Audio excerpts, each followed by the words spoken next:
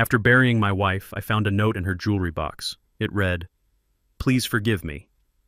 Along with it was a key to a storage unit she had kept me out of for 30 years. When I finally opened that rusted storage door, what was inside nearly made me collapse. I thought I knew everything about the woman I shared a bed with for 4 decades, but I was wrong. And I thought I knew my son, but the monster he became that afternoon was a stranger to me. Before I tell you what I found in the dark, allow me to introduce myself. My name is Sylvester, but everyone calls me Sly. I am 68 years old, and for 30 years I carried mail through the rain and snow of Chicago to put food on the table. I am a simple man. I believe in hard work, I believe in loyalty, and until 3 days ago, I believed in family. But as I stood over the open grave of my wife Etta, the only thing I felt was a cold knife of betrayal twisting in my gut. Before I continue this story, please let me know where you are watching from in the comments below. Hit like and subscribe if you have ever had to stand alone against the people who were supposed to love you the most.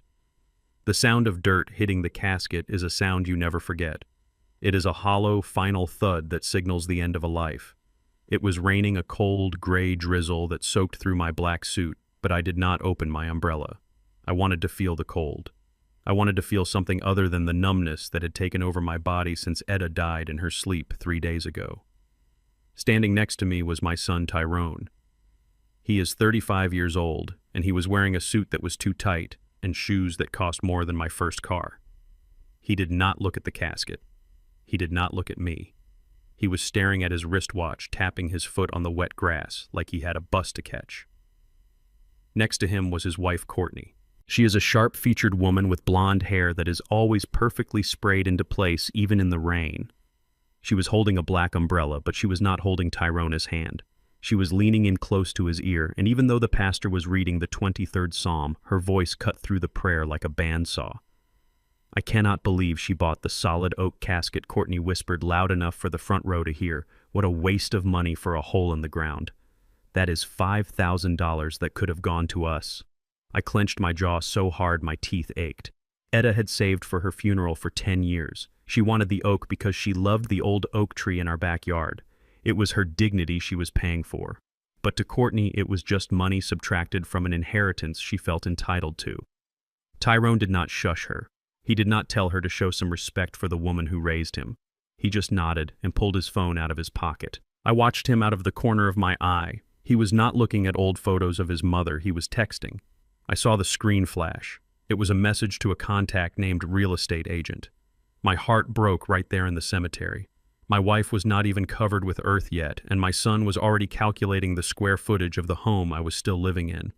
I felt a tear run down my cheek, but it wasn't just grief anymore. It was rage. A slow burning rage that warmed me against the cold rain. When the service ended, people came by to shake my hand. Neighbors I had known for 40 years, men I played dominoes with. They looked at me with pity. Poor old Sly, they were thinking. All alone in that big house. But Tyrone and Courtney did not come to shake my hand. They walked straight to their leased Mercedes without a backward glance. I drove my old Ford pickup truck home alone. The house was too quiet. For 40 years, this house had been filled with the smell of Etta-S cooking and the sound of her humming jazz tunes while she dusted. Now it smelled of old paper and silence. I walked into our bedroom. I needed to feel close to her. I sat on the edge of the bed and ran my hand over her pillow. It still smelled like lavender and cocoa butter. On the dresser sat her old jewelry box.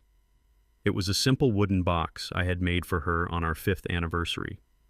I opened it expecting to see her Sunday pearls and her clip-on earrings. But the velvet lining was empty except for a small folded piece of paper and a heavy brass key. My hands trembled as I unfolded the note. Etta-S handwriting was shaky, like she had written it in a hurry or in pain. "Sly, please forgive me. I hid this from you for our safety. Do not trust Tyrone. Go to Unit 4B at the Northside Storage. Love, Etta." I stared at the note. Forgive her for what? And why Northside? The North Side was the bad part of town. It was a place of abandoned factories and desperate people. Etta was a church-going woman who terrified of jaywalking. She had always told me never to go to the North Side. She said nothing good ever happens past the railroad tracks. And yet, here was a key.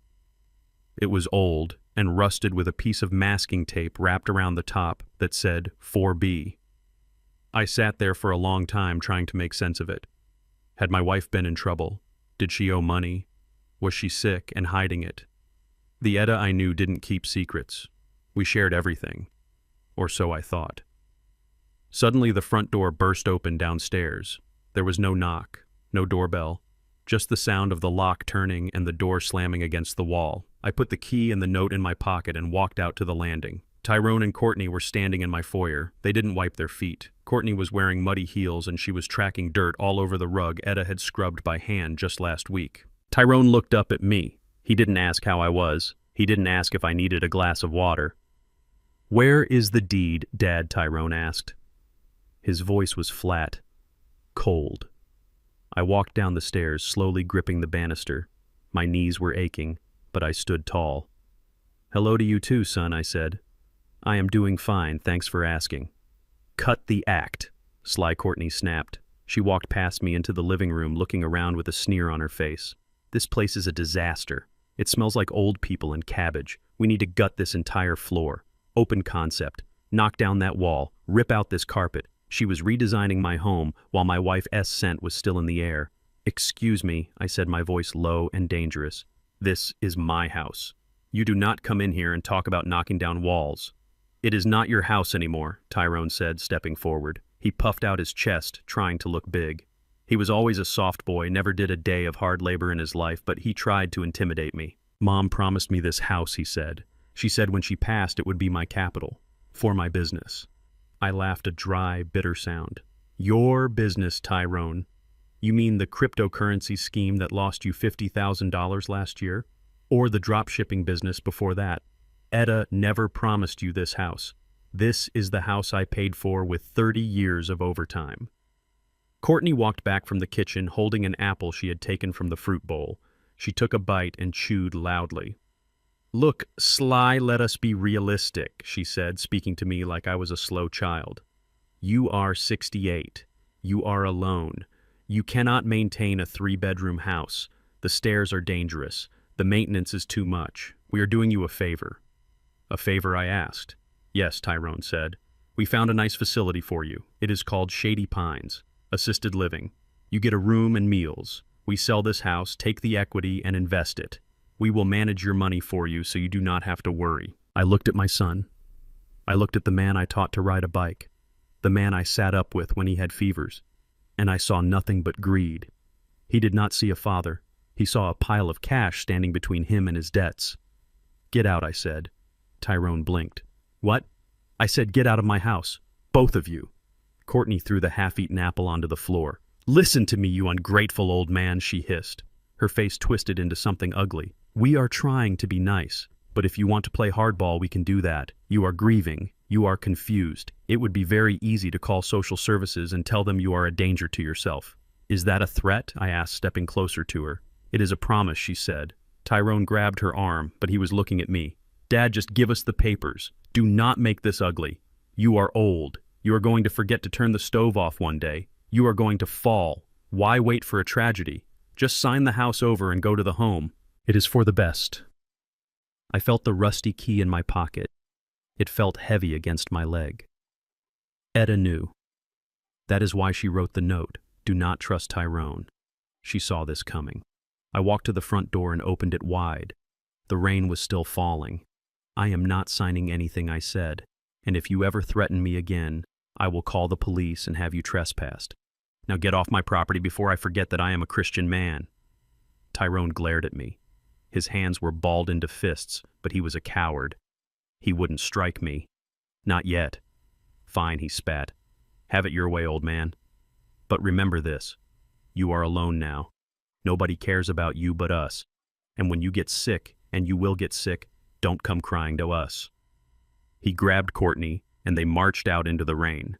I slammed the door and locked the deadbolt. Then I slid the chain lock. Then I dragged a heavy dining chair and propped it under the handle. I sank down onto the bottom step of the stairs and put my head in my hands. The silence of the house was deafening now. They were right about one thing. I was alone. But I reached into my pocket and pulled out the key. Unit 4B, North Side. Why Etta? Why would you send me to that hellhole? I looked at the clock. It was 4 in the afternoon. The banks were closing, the lawyer offices were closing, but storage units are usually open late. I stood up. My joints popped and my back ached, but a fire had been lit inside me. They thought I was a feeble old man who would just roll over and die. They thought they could bully me into a nursing home and steal the only thing I owned. They were wrong. I grabbed my coat and my flashlight. I walked out the back door to avoid seeing them if they were parked down the street. I climbed into my truck and turned the key. The engine roared to life, a sound I usually loved, but today it sounded like a growl. I backed out of the driveway and pointed the truck north, toward the factories, toward the shadows, toward the secret my wife had kept for 30 years. I did not know what I would find in Unit 4B. Maybe it was debt, maybe it was shame, but whatever it was the only weapon I had left, and I was going to use it. The drive took 40 minutes.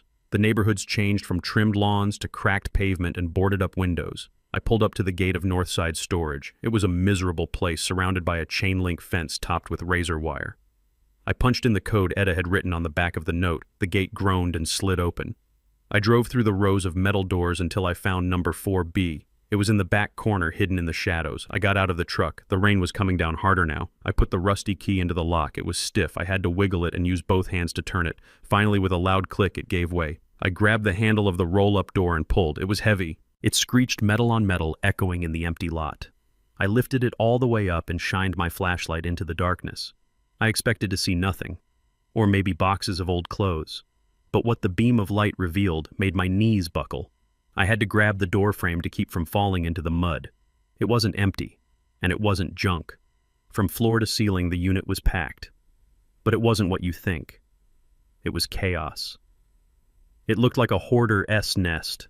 Hundreds of cardboard boxes stacked haphazardly. Old furniture covered in dusty sheets. Paintings stacked against the walls with no frames. My heart sank. Was this it? Was my wife sick?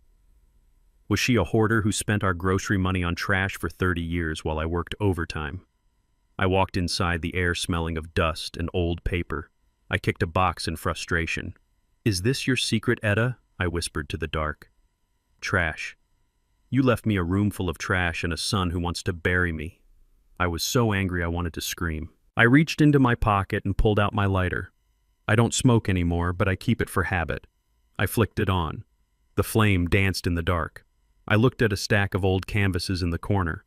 I thought about burning it all, just setting it on fire and walking away, letting the memory of this betrayal burn to ash. I lowered the lighter toward the corner of a painting that was sticking out. It was covered in grime. But just as the flame got close, the light caught something. A signature in the corner, and a piece of paper taped to the back of the frame. I pulled the lighter back. I wiped the dust off the paper with my thumb. It was an appraisal certificate, dated 1995. I shined my flashlight on the number at the bottom of the certificate. I blinked. I wiped my glasses and looked again, valued at $50,000. I dropped the lighter. It clattered on the concrete floor. I looked around the room. Hundreds of boxes, furniture, sculptures. I wasn't standing in a pile of garbage. I was standing inside a gold mine. And suddenly my phone buzzed in my pocket, a text message from Tyrone. "I know you are not at home, old man. Don't think you can hide money from us. We will find whatever Mom left and we will take it. It is over." I looked at the phone, then I looked at the treasure surrounding me. "No, son," I said to the silence. "It is not over. It has just begun." The morning sun did not shine on the north side. It just turned the gray sky a lighter shade of bruised purple. I sat in the cab of my 1998 Ford pickup truck, listening to the engine idle. It had a rhythmic knock that I had been meaning to fix for 6 months, but today that sound was the only familiar thing in a world that had turned upside down. I shifted the truck into gear and pulled away from the curb. My house, the one Tyrone wanted to sell out from under me, disappeared in the rearview mirror. I was not running away. I was hunting. I was hunting for the truth my wife Etta had buried for 3 decades. The drive to the north side took 45 minutes, and every mile felt like a descent into a different country. The manicured lawns of my neighborhood gave way to cracked sidewalks and overflowing dumpsters. The brick houses turned into boarded-up storefronts and liquor stores with bars on the windows. I gripped the steering wheel tight. Etta was a woman who wore white gloves to church on Sundays. She was a woman who ironed my work shirts until the creases were sharp enough to cut paper. She was terrified of disorder. She was terrified of crime. So why in God's name did she have a storage unit in a place where the streetlights had been shot out years ago? I pulled up to the gate of Northside Storage. It looked like a prison yard. A chain-link fence topped with razor wire surrounded rows of rusted metal buildings. Weeds grew waist-high through the cracks in the asphalt. A sign hung crookedly on the gate reading, "Keep out." I punched in the code Etta had written on the back of the note. For a moment, nothing happened.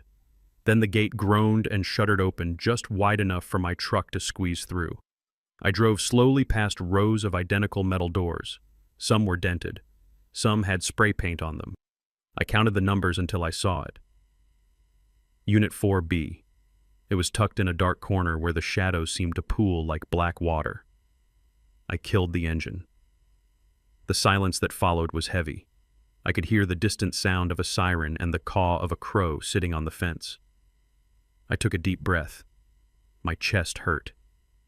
It was a physical ache that started in my heart and radiated out to my fingertips. I stepped out of the truck. The air smelled of wet cardboard and gasoline. I walked up to the door of Unit 4B. The lock was an old, heavy brass padlock coated in a layer of grime. I pulled the key from my pocket. My hand was shaking. I told myself it was just the cold, but I knew better. I was afraid. I was afraid of what I would find. I was afraid that the woman I loved had a dark side. Maybe she had a gambling addiction. Maybe she was in debt to bad people. Or maybe, and this thought hurt the most, maybe she just wanted a place that was hers alone, a place where I was not allowed. I shoved the key into the lock. It stuck. I jiggled it, cursing under my breath. Finally, I felt the tumbler's catch. With a sharp click, the shackle popped open. I pulled the lock off and threw it on the ground. I grabbed the handle at the bottom of the roll-up door. It was cold and greasy. I pulled. Nothing happened. It was rusted shut. I gritted my teeth and planted my feet. I pulled again, putting my back into it. With a screech that sounded like a dying animal, the door jerked upward about 2 feet. I bent down and shoved it the rest of the way up. It slammed into the metal housing at the top, sending a shower of dust and rust flakes down onto my shoulders. I took a step back and coughed, waving the dust away. I pulled my flashlight from my belt and clicked it on. The beam cut through the gloom and illuminated the inside of the unit. I stood there, frozen. My mouth fell open. It was full, packed from the concrete floor to the metal ceiling. But it was not gold. It was not money. It was not anything that made sense. It looked like a landfill. Hundreds of cardboard boxes were stacked in chaotic, teetering piles. Old furniture was shoved into corners covered in dirty drop cloths.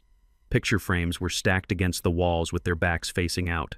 There were lamps with no shades, stacks of old magazines, bundles of newspapers tied with twine. I walked inside the beam of my flashlight, playing over the mess. The smell hit me then. It smelled of old paper dust and time. It smelled like a library that had burned down and been left to rot. I felt my knees give way. I sat down heavily on a plastic crate near the door. The flashlight dangled from my hand, its beam highlighting a water stain on the floor. Hoarding. The word echoed in my mind. My wife was a hoarder. I thought about all the times I had suggested we go on a vacation, and she said we could not afford it. I thought about the winter I wore a coat with a broken zipper because we needed to save money for the heating bill. I thought about how she clipped coupons every Sunday morning, treating it like a religious ritual. And all that time she was paying rent on this. She was spending our hard-earned money to store garbage in a dangerous part of town. I felt a tear slide down my cheek, but it was hot with anger. I felt like a fool. I had worked 2 jobs for years. I had missed dinners. I had missed holidays, all to put money in the bank.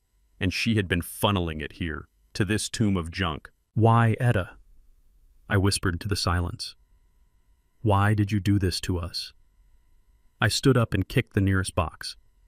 It felt solid and heavy. It slid across the floor and hit the wall with a dull thud. I kicked another one. A stack of magazines toppled over, spilling across the floor. I wanted to destroy it. I wanted to erase this secret. If my son Tyrone saw this, he would laugh. He would tell me I was right to be put in a home. He would say, "See, Dad, Mom was crazy, and you are too." I reached into my pocket and pulled out my old Zippo lighter. I flicked the lid open. The metallic clink was loud in the small space. I struck the flint. A yellow flame danced into existence, casting long, flickering shadows against the walls. I looked at the pile of junk. It would burn fast. The paper, the wood, the dry fabric. One touch of this flame and 30 years of lies would turn to ash. I could walk away. I could tell Tyrone the unit was empty. I could go back to my empty house and live out my days with my dignity intact. I walked toward a stack of canvases leaning against the back wall. They were wrapped in brown butcher paper that was torn and dusty. They looked like kindling, perfect for starting a fire. I lowered the lighter. The heat from the flame warmed my hand. I watched the edge of the brown paper curl slightly from the heat. Burn it, I thought. Burn it all sly. But as the flame got closer, the light caught something. The paper on the front canvas had a large tear in it. Through the tear I saw a flash of color, a deep, vibrant blue and a stroke of bright red. I hesitated. My thumb hovered over the wheel of the lighter. It looked like a painting. Probably some garage sale trash she picked up for $1. Etta loved garage sales. She would bring home ceramic cats and chipped vases and tell me they were treasures. I sighed and snapped the lighter shut. The darkness rushed back in. I could not do it. I was angry, but I was not an arsonist. And this was still Etta. This mess was part of her. I reached out and grabbed the edge of the torn paper on the canvas. I ripped it away. Dust billowed up, making me sneeze. I shined my flashlight on the painting. It was an oil painting. It depicted a street scene at night. There were men in zoot suits and women in flapper dresses dancing under streetlights. A jazz band was playing on a corner. The colors were rich and moody. The brushstrokes were thick and energetic. It was beautiful. I wiped the dust from the surface with my sleeve. It did not look like the kind of painting you find at a garage sale. It looked real. It looked important. I grabbed the frame and turned the painting around. The back was covered in brown paper backing that was brittle with age. Taped to the center of the backing was a plastic sleeve. I brought the flashlight closer. Inside the sleeve was a folded document. I pulled it out. My rough fingers struggled with the delicate paper. I unfolded it carefully. It was a certificate of authenticity and an appraisal report. The letterhead was from a gallery in New York City. The date stamped at the top was October 14th, 1995. I adjusted my glasses and read the text. Artist Jacob Lawrence. Title Harlem Street Scene. Medium oil on canvas. My eyes scanned down to the bottom of the page. There was a section labeled Estimated Value. I blinked. I wiped my glasses on my shirt and looked again. The number was typed clearly. $50,000. I felt the air leave my lungs. $50,000. In 1995. I dropped the paper. It fluttered to the floor. I looked at the painting again. This dirty, dusty canvas leaning against a wall in a rat-infested storage unit was worth more than my annual salary at the post office. I turned around and shined the light on the rest of the unit. The chaos suddenly looked different.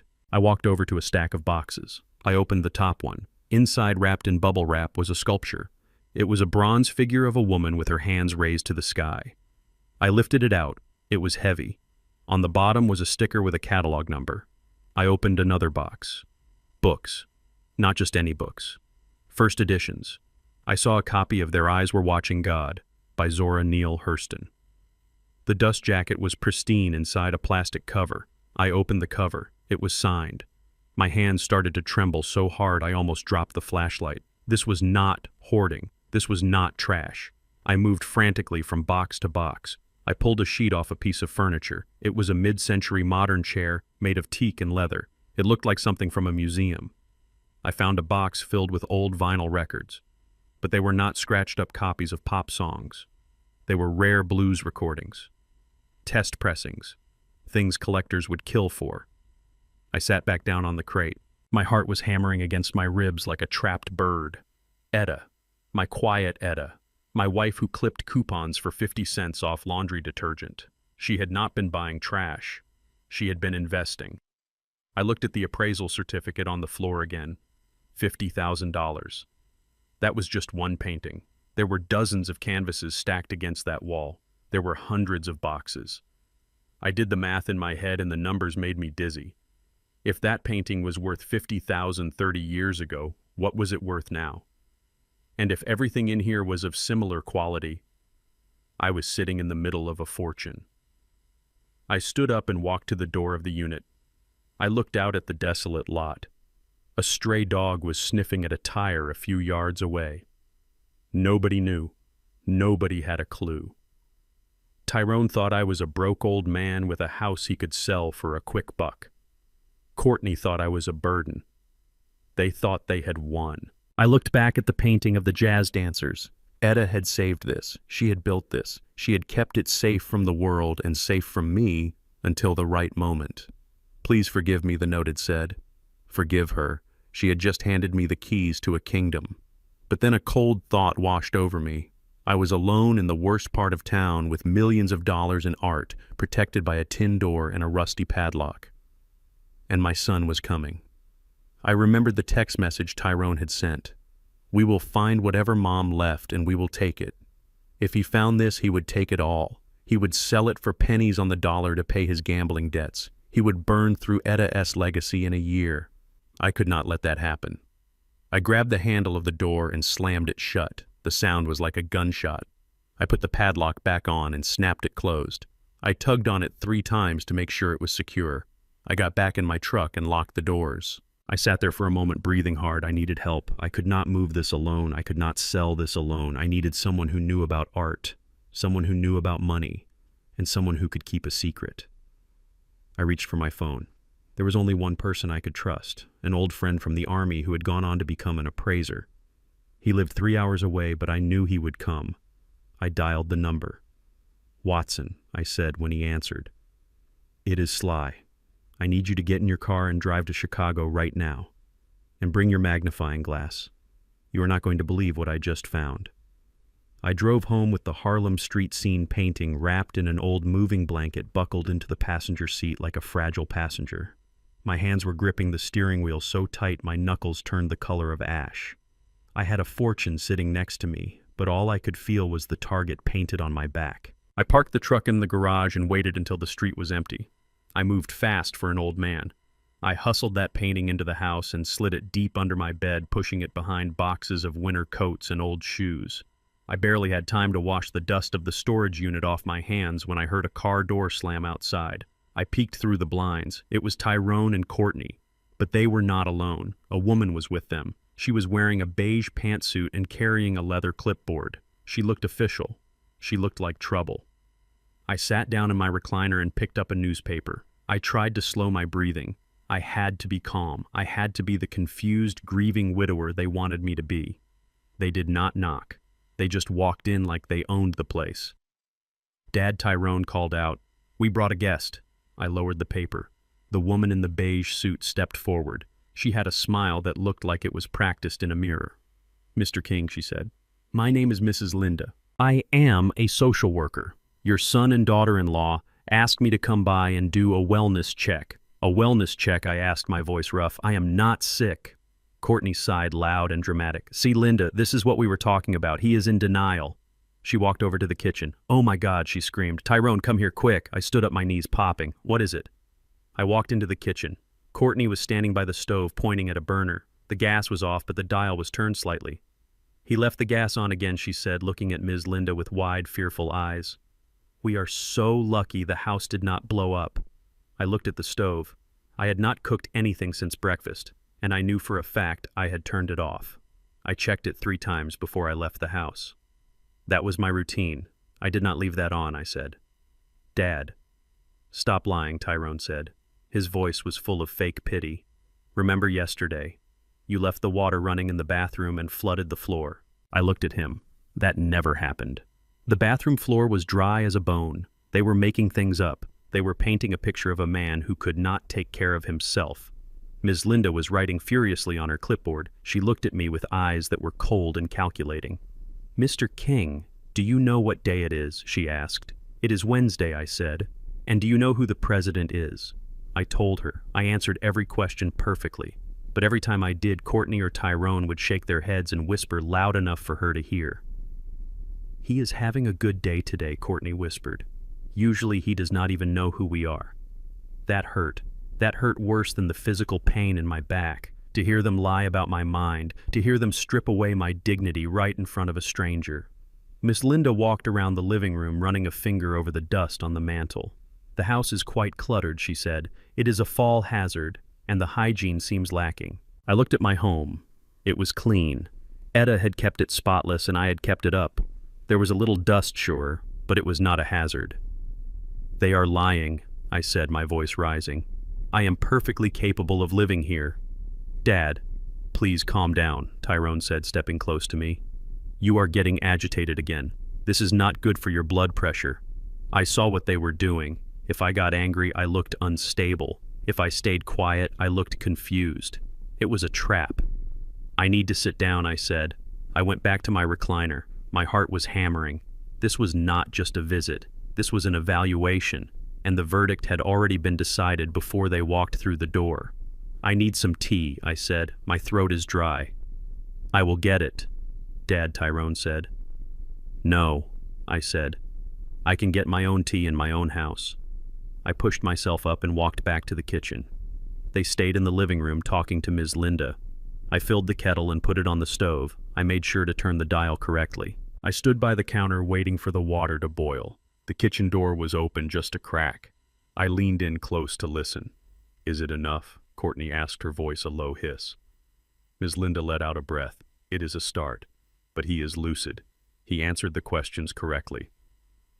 I cannot just sign the order based on a dusty shelf and a stove dial. You promised, Tyrone said. He sounded desperate. You said if we got you in here you could write the report. I can write that he is at risk, Linda said. But for full guardianship, you need a doctor to sign off on dementia. Or a major incident. If he hurts himself or causes a fire, then we have a case. I gripped the counter. This woman was not a real social worker. Or if she was crooked. She was a friend of Courtney, probably paid off to ruin me. Then I heard Tyrone's phone buzz. I have to take this, he said. I heard his footsteps moving toward the hallway away from the women. I crept closer to the door. Yeah, I am here, Tyrone whispered. Look, I told you I would have it. Silence. Then his voice went up an octave tight with fear. No, please do not do that. I need more time. Just 1 week. We are selling the house. The equity is huge. I will pay you double the interest. Silence again. 200,000, Tyrone said. I know how much it is. You do not have to remind me. Please, man, do not hurt her. Do not come here. He hung up. I heard him panting like a dog that had been running. $200,000. I felt the blood drain from my face. My son was not just broke. He was in debt to people who hurt people. That is why he was so desperate. That is why he needed the house. He was drowning, and he was using me as a life raft. Courtney walked into the hallway. I heard the click of her heels. What did he say? She asked. He gave me 7 days, Tyrone said, his voice shaking. 7 days or they start breaking fingers. Courtney swore. We cannot wait for a doctor, she hissed. We need that power of attorney now. We need to list the house by Friday, but he will not sign it, Tyrone said. Make him sign it, Courtney said. Scare him. Tell him he is going to a state facility if he does not sign. Tell him the police are coming. I do not care what you tell him, Tyrone, just get the signature. Once we have the house, we can pay the debt and put him in Shady Pines. It is the cheapest place I could find. We dump him there and we are free. Free. They wanted to dump me in a warehouse for the dying so they could pay off a gambling debt. The kettle started to whistle. I grabbed it off the burner before it could scream. I poured the water into a cup. My hands were shaking for real now, not from age but from rage. I had to think fast. If I went out there and confronted them, they would get violent. Tyrone was desperate. A desperate man is a dangerous man. I could not fight him. I was 68. He was 35. I needed to buy time. I needed to get them out of my house so I could move the art. I looked at the teacup. I had an idea. I put the cup on a saucer. I let my shoulders slump. I relaxed my face, letting my mouth hang open a little. I shuffled my feet. I walked back into the living room. I made sure my steps were uneven. Here's the tea, I mumbled. I walked toward the coffee table. When I got close to Tyrone, I let my hands spasm. The cup tipped. Hot water splashed onto the rug and over my own shoes. Oops, I said, my voice weak. Dad, watch out, Tyrone said, jumping back. I dropped the saucer. It shattered on the floor. I stood there staring at the mess, looking lost. I am sorry, I said. My hands, they just stopped working. Courtney looked at Ms. Linda. See, she said, pointing at me. He cannot even hold a cup. He is a danger to himself. Ms. Linda nodded, making a note.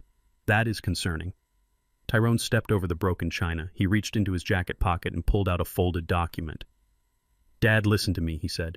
He put a hand on my shoulder. His grip was tight, too tight. We are worried about you. You are getting worse. We want to help you, but we cannot help you if you do not let us."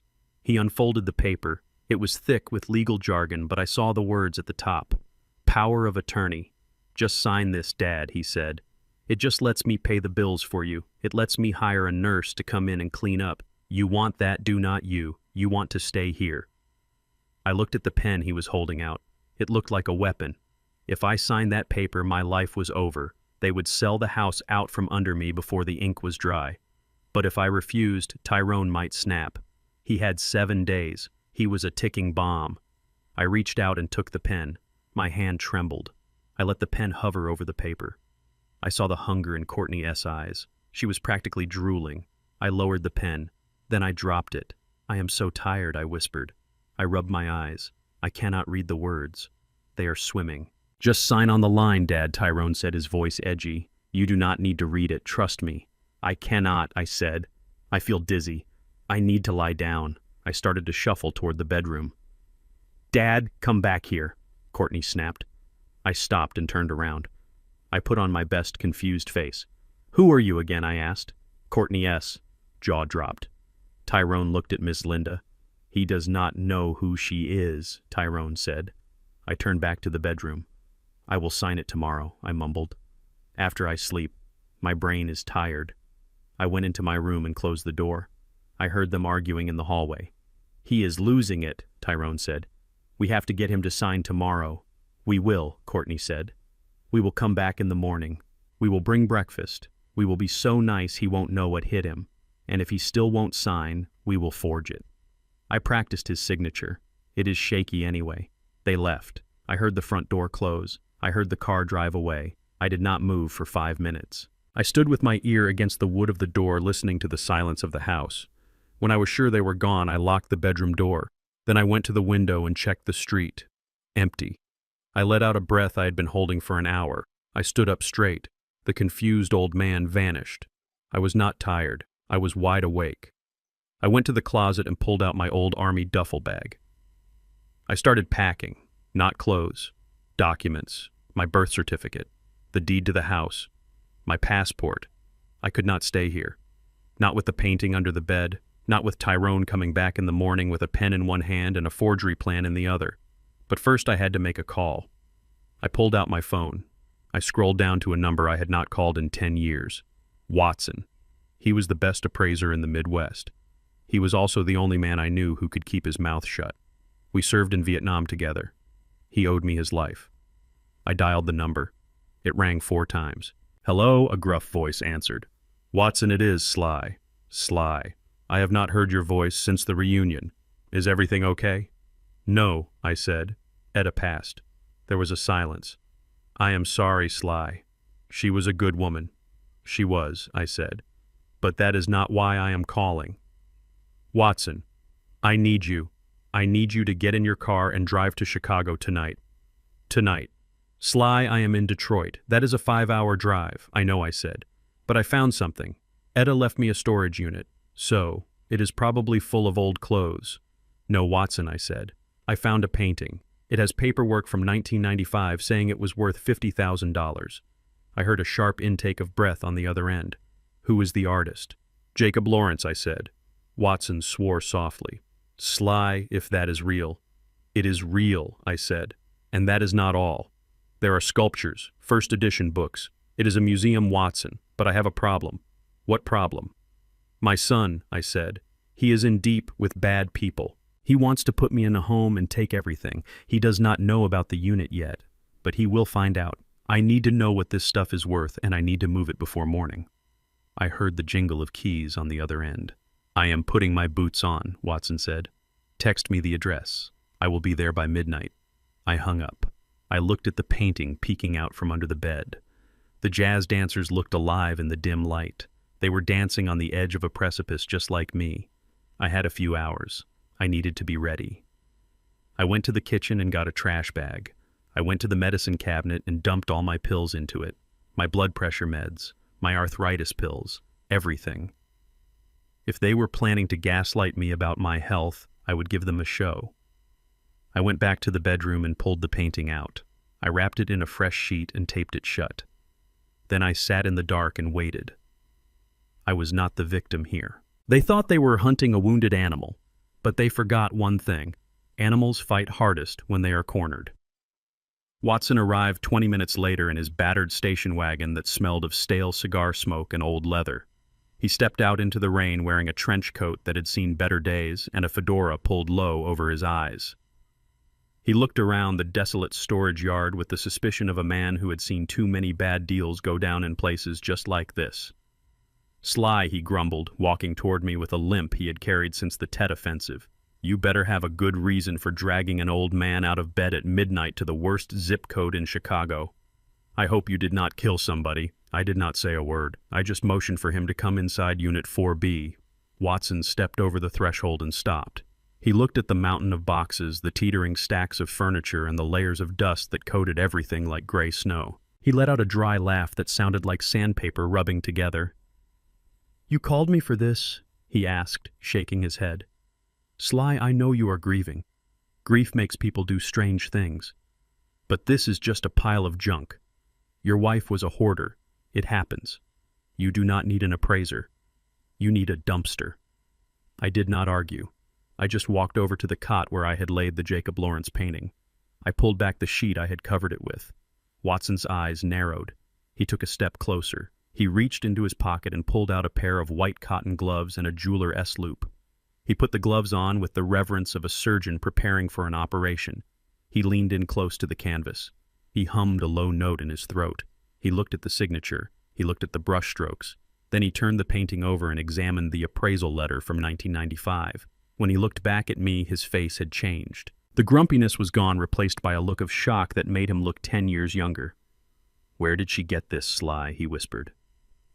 "I do not know," I said. "It was just in here." Watson did not say anything else.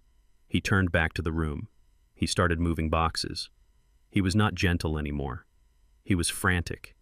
He opened a flat crate leaning against the wall. Inside was a piece of cardboard with crude drawings on it in oil stick. It looked like something a child would draw. A crown, a skull, words crossed out. I thought it was trash. Watson looked at it and nearly dropped his flashlight. "Jean-Michel Basquiat," he said, his voice trembling. "This is from the late 70s, before he was famous, when he was tagging Samo on walls in Lower Manhattan. Sly, do you have any idea what this is?" I shook my head. He kept digging. He found a box wrapped in acid-free tissue paper. Inside was a program from the March on Washington signed by Dr. King himself. He found first editions of James Baldwin and Langston Hughes. He found sculptures by Augusta Savage that were thought to be lost. He stopped moving after an hour. He sat down on a mid-century chair and took off his hat. He wiped sweat from his forehead, even though it was 40 degrees in the unit. "Sly," he said, looking at me with serious eyes.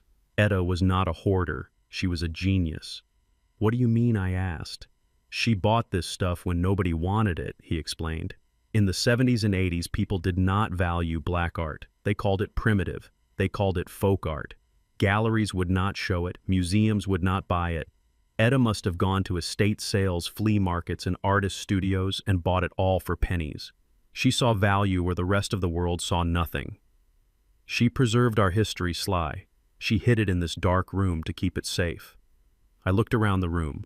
The dust did not look like dirt anymore. It looked like gold dust. "So it is worth something?" I asked. Watson laughed. It was a hysterical, high-pitched sound. "Worth something. Sly, get your calculator." He pulled a small notebook from his pocket and started scribbling numbers. He muttered to himself as he added them up. "The Lawrence is conservative at 200,000 now," he said. "The Basquiat on cardboard, that is raw. That is the stuff collectors kill for.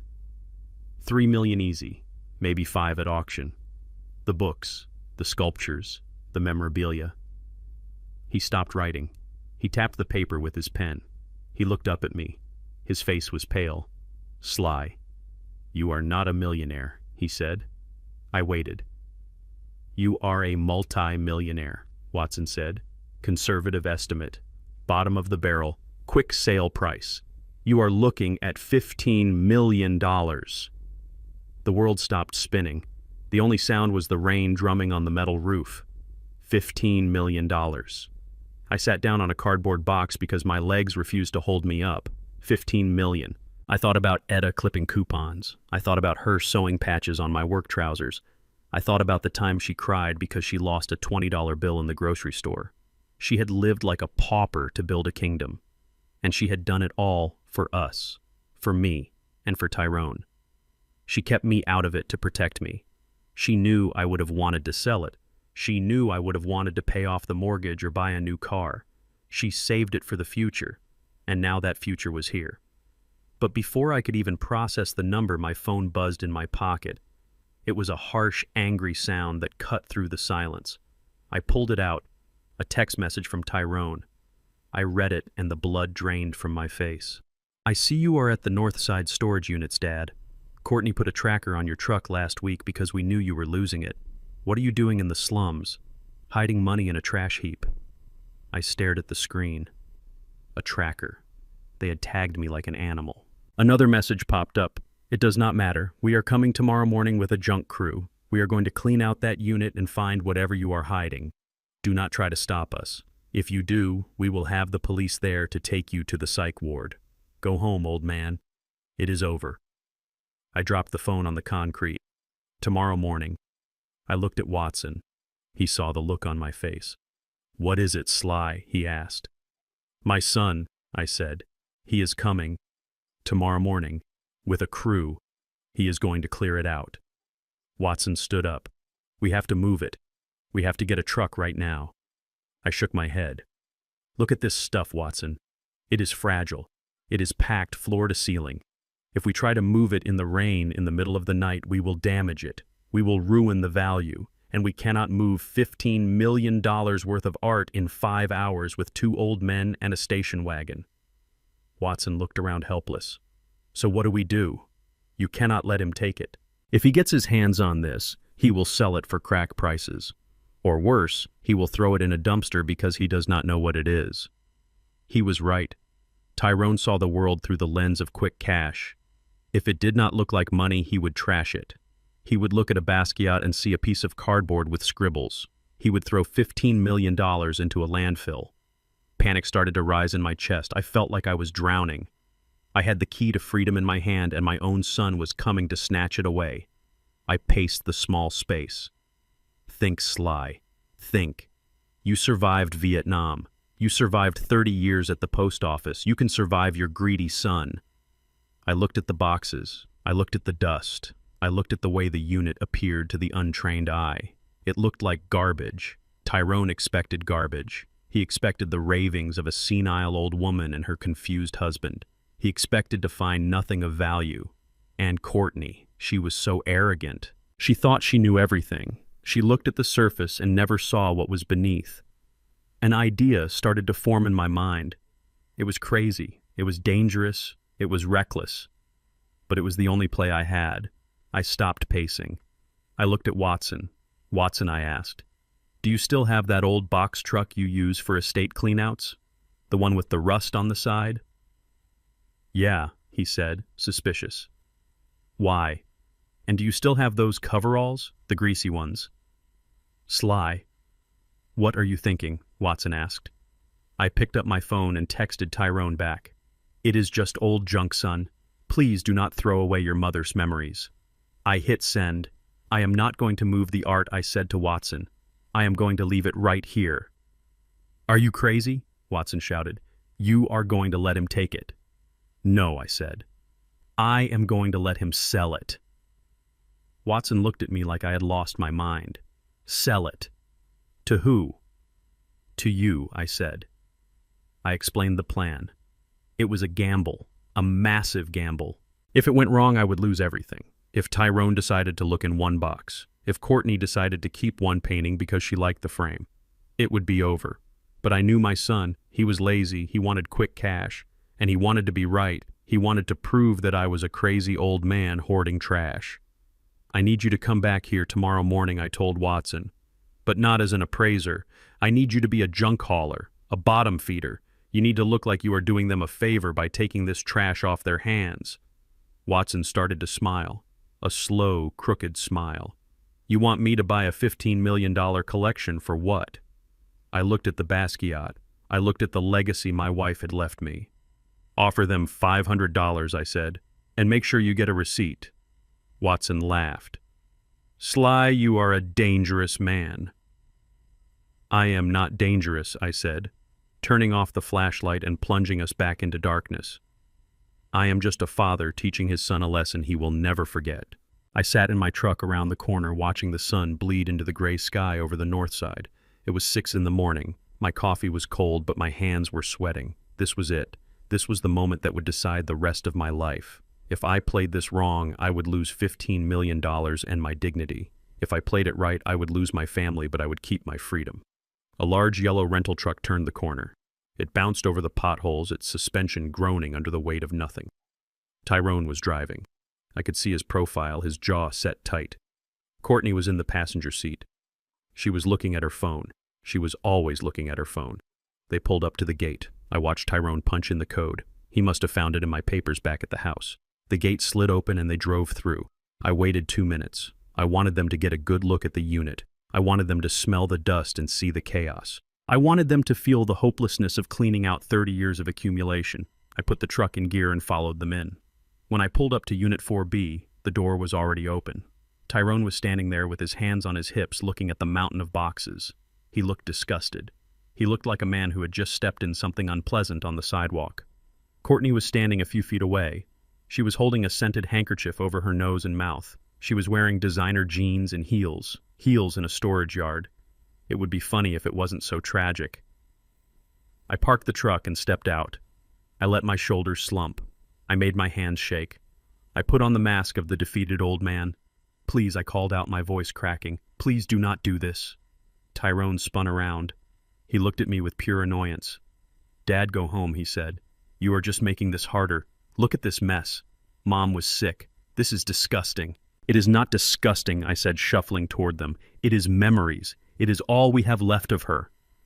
Courtney pulled her phone out. She held it up high, angling it so she could get the piles of boxes in the frame. I saw the ring light flash in her eyes. She was live streaming. "Hey guys," she said to her phone, her voice dropping into a fake sad register. "I know I usually post happy stuff, but today is really hard. We are here cleaning out my father-in-law's storage unit. He is having a really tough time with reality. Look at this hoarding situation. It is heartbreaking." She panned the camera over the unit, showing the dusty sheets and the teetering stacks. "Please send prayers," she said. "We are trying to help him let go, but he is fighting us. Dementia is so cruel." She lowered the phone, and the sad face vanished instantly. It was replaced by a sneer. "Sly, get out of the way," she snapped. "We are on a schedule. The junk crew canceled, so we have to load this ourselves. I am not ruining my nails for your garbage." I walked past her into the unit. I went straight to a stack of boxes near the front. I grabbed one, hugging it to my chest. "Just let me keep a few things," I begged. "Just the small boxes. There might be photos." Tyrone snatched the box from my hands. It was heavy. It was filled with first edition books by Maya Angelou, but he did not open it. He did not look. He just threw it toward the rental truck. It hit the metal bed with a sickening thud. "No photos, Dad," he said. "It is trash. It smells like mildew. It is all going to the dump." I dropped to my knees. I was not acting about the pain in my joints, but I hammed it up. I grabbed the leg of a chair that was covered in a drop cloth. Not the chair I cried. Etta loved this chair. Courtney walked over. She looked at the chair. It was a Hans Wegner Papa Bear chair, teak and original wool upholstery. It was worth $12,000 easily. To her, it looked like something from a thrift store basement. She kicked it. She pulled her foot back and kicked the leg of the chair with her sharp heel. I heard the wood groan. "Let go of it, you crazy old man," she shouted. "It is ugly. It is full of mites. I would not put this in my house if you paid me." She kicked it again. "Vulture," she hissed. "You are holding on to garbage while your son is drowning in debt. You are selfish." I let go of the chair. I covered my face with my hands and let out a sob. It was a real sob. I was crying for the chair. I was crying for the disrespect. I was crying because my daughter-in-law was kicking a masterpiece and my son was watching her do it. "Get up, Dad," Tyrone said, grabbing my arm and hauling me to my feet. "Stop making a scene. You are embarrassing us. I am embarrassing you, I asked, my voice trembling. You are throwing away your mother's life. It is not a life, it is a landfill, Courtney said. She waved her hand at the cavernous unit. Look at it, look at. It goes back 20 feet. It will take us all day to clear this out. I hate this place. I hate this smell. She turned to Tyrone. We are not loading this, she said. It is too much. Just leave it. We will stop paying the rent and let the facility auction it off. No, Tyrone said. If we do that, we get nothing. Maybe there is some scrap metal in here. Maybe there are some old tools we can pawn. We have to clear it. I cannot touch this filth, Courtney screeched. I will get a rash. I stood there wringing my hands, waiting. I was waiting for the sound of an engine. I was waiting for salvation in the form of a rusted white box truck. And then I heard it. A loud backfire that sounded like a cannon shot echoed off the metal buildings. A truck turned the corner. It was a monstrosity. It was covered in rust spots, and the muffler was held on by wire. It chugged and wheezed as it rolled toward us. On the side in hand painted letters it said, Watson Hauling. We take your trash. My heart leaped. Watson. He had come through. The truck pulled up right behind Tyrone S. Rental. The engine died with a rattle. The driver S. door creaked open. Watson stepped out. He looked magnificent. He was wearing grease-stained coveralls and a trucker hat that was so dirty you could not read the logo. He had a toothpick in his mouth. He looked like he had been sleeping in a dumpster. He walked over to us, hitching up his pants. He looked at Tyrone, then at Courtney, then at the open unit. He did not look at me. Looks like you folks got a problem, he said, his voice gravelly and low. Who are you? Courtney asked, looking at him like he was a bug. I am the guy who cleans up messes, Watson said. I was driving by and saw the gate open. Thought I might find some scrap. He walked past her and peered into the unit. He whistled. That is a lot of junk, he said. You folks moving out or getting evicted? We are cleaning it out, Tyrone said, stepping forward, puffing his chest out again. My mother died. She was a hoarder. Sorry for your loss, Watson said without an ounce of sympathy. Hoarding is tough. Lots of work.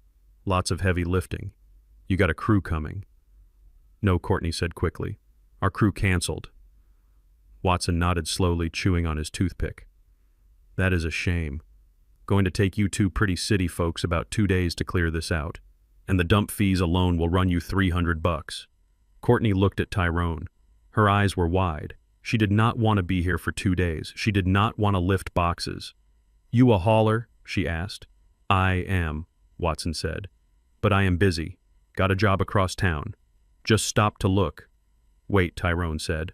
How much? Watson looked at the unit again. He walked in and kicked a box lightly. It was the box with the Augusta Savage sculpture. I held my breath. I do not know, he said, scratching his chin. It is mostly paper and old wood. Not much scrap value. A lot of labor. He turned back to them. Tell you what, I am feeling generous. I will take it all off your hands. I will clear it broom clean. I will haul it to the dump. You walk away right now. How much? Courtney asked again. I will do it for 500, Watson said. 500, Tyrone asked. You want us to pay you 500? No, Watson said. He reached into his dirty pocket and pulled out a wad of cash.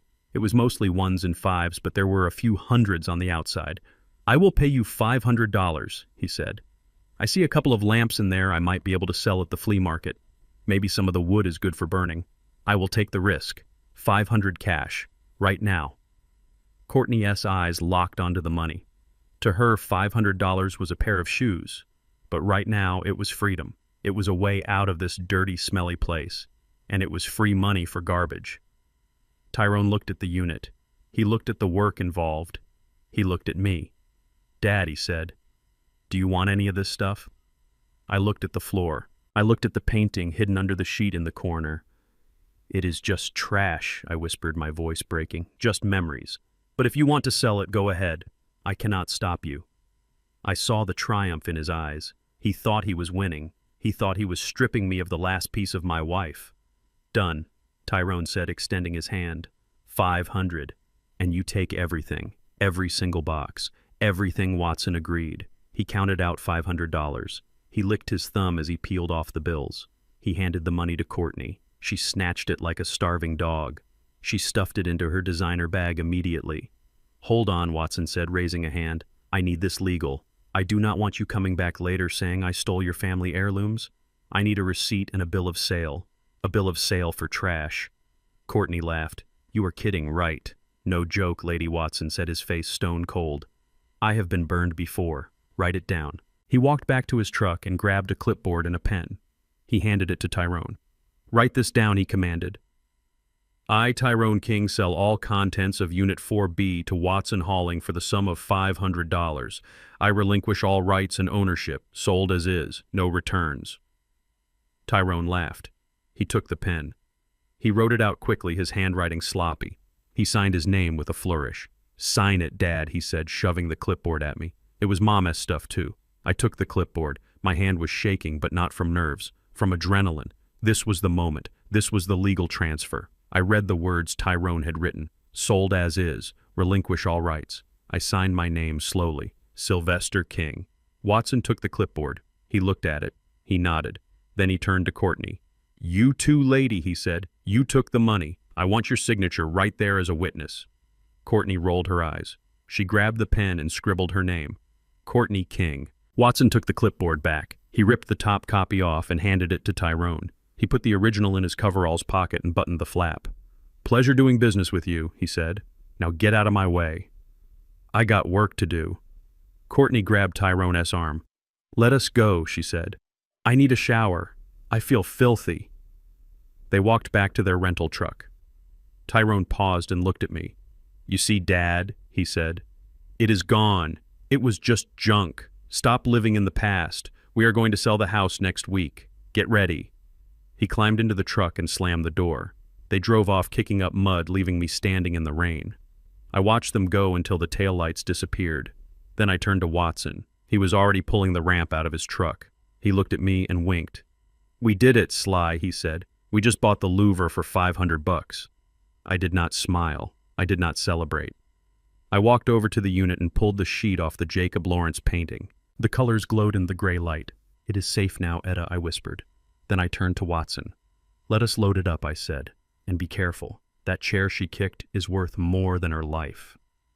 We worked in silence for the next 4 hours. We wrapped every painting in blankets. We packed the sculptures in foam. We treated every box like it held a bomb. When the unit was empty, I swept the floor. I left it broom clean just like the contract said.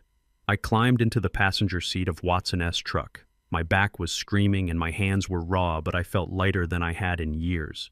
We drove out of the gate, leaving the north side behind. I pulled out the receipt Watson had given me. I looked at Tyrone-S signature. I looked at Courtney-S signature. They had signed away their future for $500. But the war was not over. They still had the deed to my house in their sights. And now that they thought I was broke and broken, they would come for it with everything they had. I took out my phone. I dialed the number for the toughest lawyer in Chicago, a woman named Strickland who ate sharks for breakfast. It rang twice. Strickland Law, she answered. Miss Strickland, I said. My name is Sylvester King. I have a signed contract. I have a $15 million art collection, and I have a son who just tried to bury me. I need to hire you, and I have the cash to pay the retainer. There was a pause on the line. Then I heard a sound I liked very much. The sound of a pen clicking open.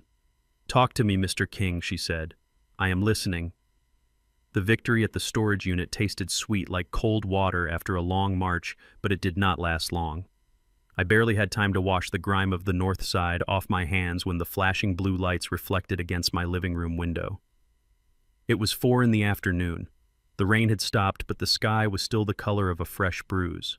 I looked out the window and saw a squad car parked at the curb. Behind it was Tyrone-S rental truck. My heart hammered against my ribs. I thought for a second that Watson had betrayed me, or that Tyrone had somehow figured out the value of what he sold. But when I opened the front door, I saw something different in my son's eyes. It wasn't anger, it was triumph. He walked up the driveway flanked by 2 police officers. One was young and looked nervous. The other was older with a face carved out of granite. Courtney trailed behind them holding a manila envelope like it was a shield. Mr. King, the older officer said, touching the brim of his cap. I am Officer Miller. We have a domestic dispute call regarding the occupancy of this residence. There is no dispute, I said, standing in the doorway, blocking their path. This is my house. I have lived here for 40 years. My name is on the deed. Not anymore, Dad Tyrone said. He stepped forward and snatched the envelope from Courtney. He pulled out a document and handed it to the officer. Show him the will, Tyrone said. The officer took the paper and adjusted his glasses. He read it slowly. I watched his eyes scan the page. I knew what it was before he even spoke. This document states that upon her death, Etta King bequeathed the property located at this address solely to her son, Tyrone. King, the officer said. It also grants him immediate executor status. It is dated 3 months ago. Notarized. Let me see that, I said. The officer held it up but did not give it to me. I squinted at the signature at the bottom. It said Etta King. The loops were too big. The slant was wrong. Etta had a tight, small signature. She wrote like she was trying to save ink. This signature was sprawled across the line like a child practicing cursive. That is a forgery, I said, my voice steady. My wife did not sign that. She never would have signed that. It is real, Sly, Courtney chimed in from the back. She signed it when you were at the bowling alley. She told us she wanted Tyrone to have a head start. She knew you would just let the house rot. You are lying, I said. I looked at the officer. This is a fake. You cannot kick me out of my own house based on a piece of paper they printed off the internet. Officer Miller looked uncomfortable. Sir, the document looks legal. It has a notary stamp. If you want to contest it, you have to do that in probate court. That is a civil matter. But right now, according to this, the house belongs to your son, and he wants you removed. I looked at Tyrone. He was smirking. He knew exactly what he was doing. He knew the police would not start a forensic investigation on a front porch. They follow the paper, and he had the paper. I want him gone, Tyrone said to the officer. He is trespassing. He is unstable, officer. He has been wandering around dangerous neighborhoods all morning. He is confused and aggressive. I do not feel safe with him here. The officer looked at me. He saw an old man in work clothes. He saw the desperation in my eyes. Mr. King, he said, his voice softer now. We do not want to arrest you, but you cannot stay here tonight. If the owner asks you to leave, you have to leave. If you refuse, it is criminal trespassing. I gripped the door frame. My knuckles turned white. This was the house where I raised him. This was the house where I kissed his scraped knees. This was the house where I held his mother while she took her last breath. And now he was using men with guns to force me out. I need time, I said. I cannot just leave. I have nowhere to go. The officer looked at Tyrone. Can you give him a few days? Let him make arrangements. No, Tyrone said. The word hung in the air, heavy and cruel. No, I asked. You are going to put your father on the street. Tonight. You did this to yourself, Dad, Tyrone said. You are sick. You need help. If you leave now, we can get you into a facility tomorrow. But you cannot stay here. You are a liability. Officer Miller sighed. Sir, you have to go. You can grab some personal items, a bag, but you have to vacate the premises. I looked at the officer. I looked at my son. I realized then that arguing was useless. Tyrone wanted a fight. He wanted me to scream and throw a punch so he could have me arrested. He wanted to see me in handcuffs. That would fit his narrative perfectly.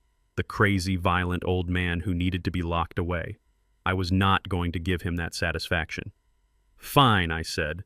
Let me get my things. I turned to go inside, but Courtney pushed past me. I will get them, she said. We do not want you destroying the place out of spite. She ran up the stairs. I heard her heels clicking on the hardwood. I stood in the foyer with the 2 officers and my son.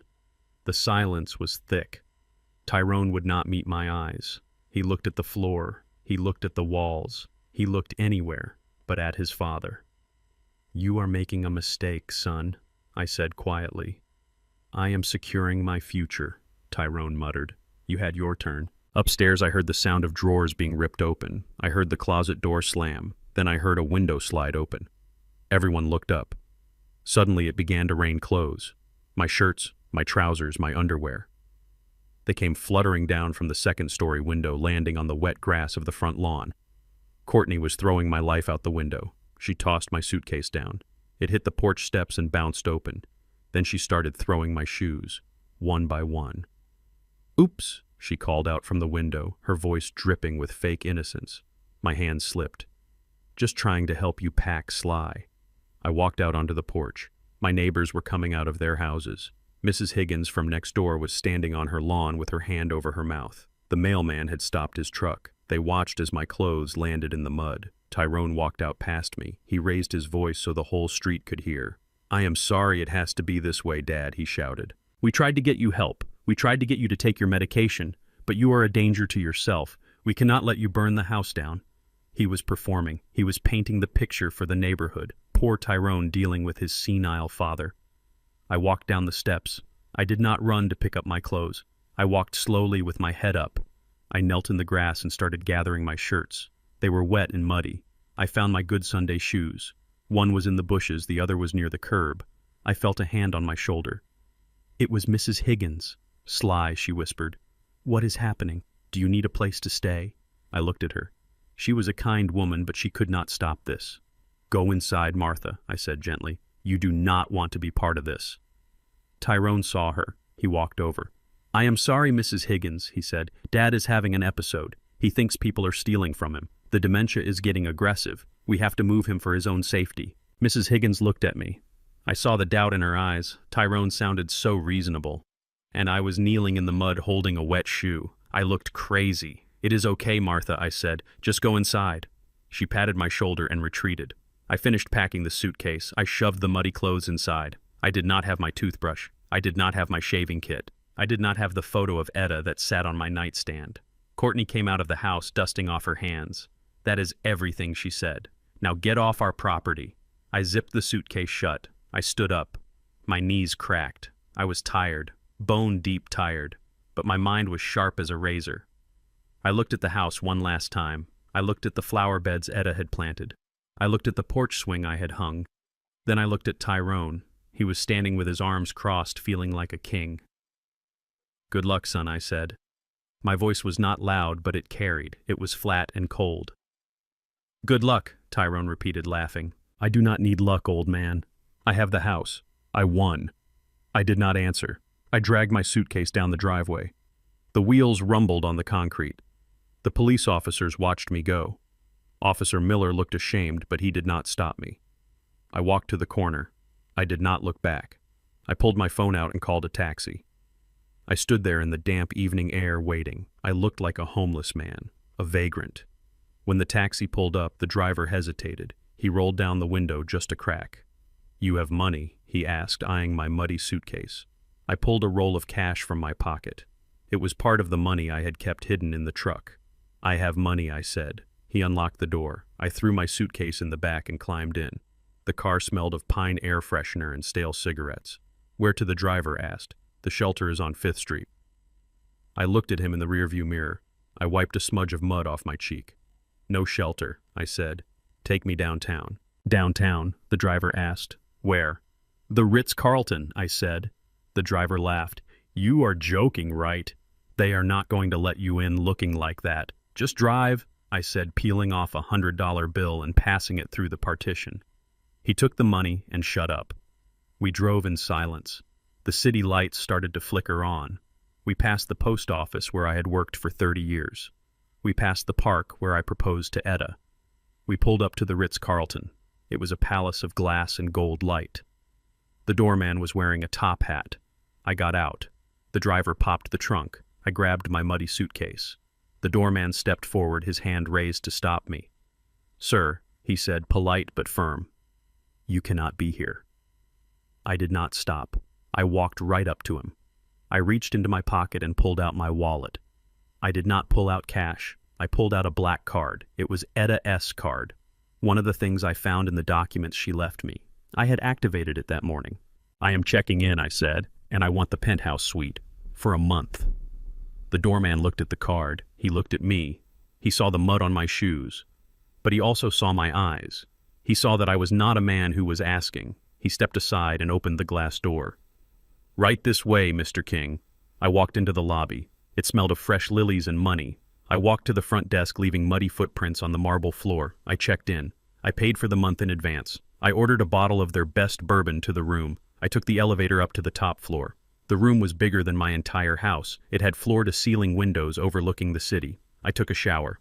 I scrubbed the mud off my skin. I washed the smell of the storage unit and the front lawn out of my hair. I put on the white hotel robe. I poured a glass of bourbon. I stood by the window and looked down at the city. Somewhere down there in the dark, Tyrone and Courtney were celebrating. They were probably drinking my wine and planning how to spend the money from the house sale. They thought I was sleeping under a bridge.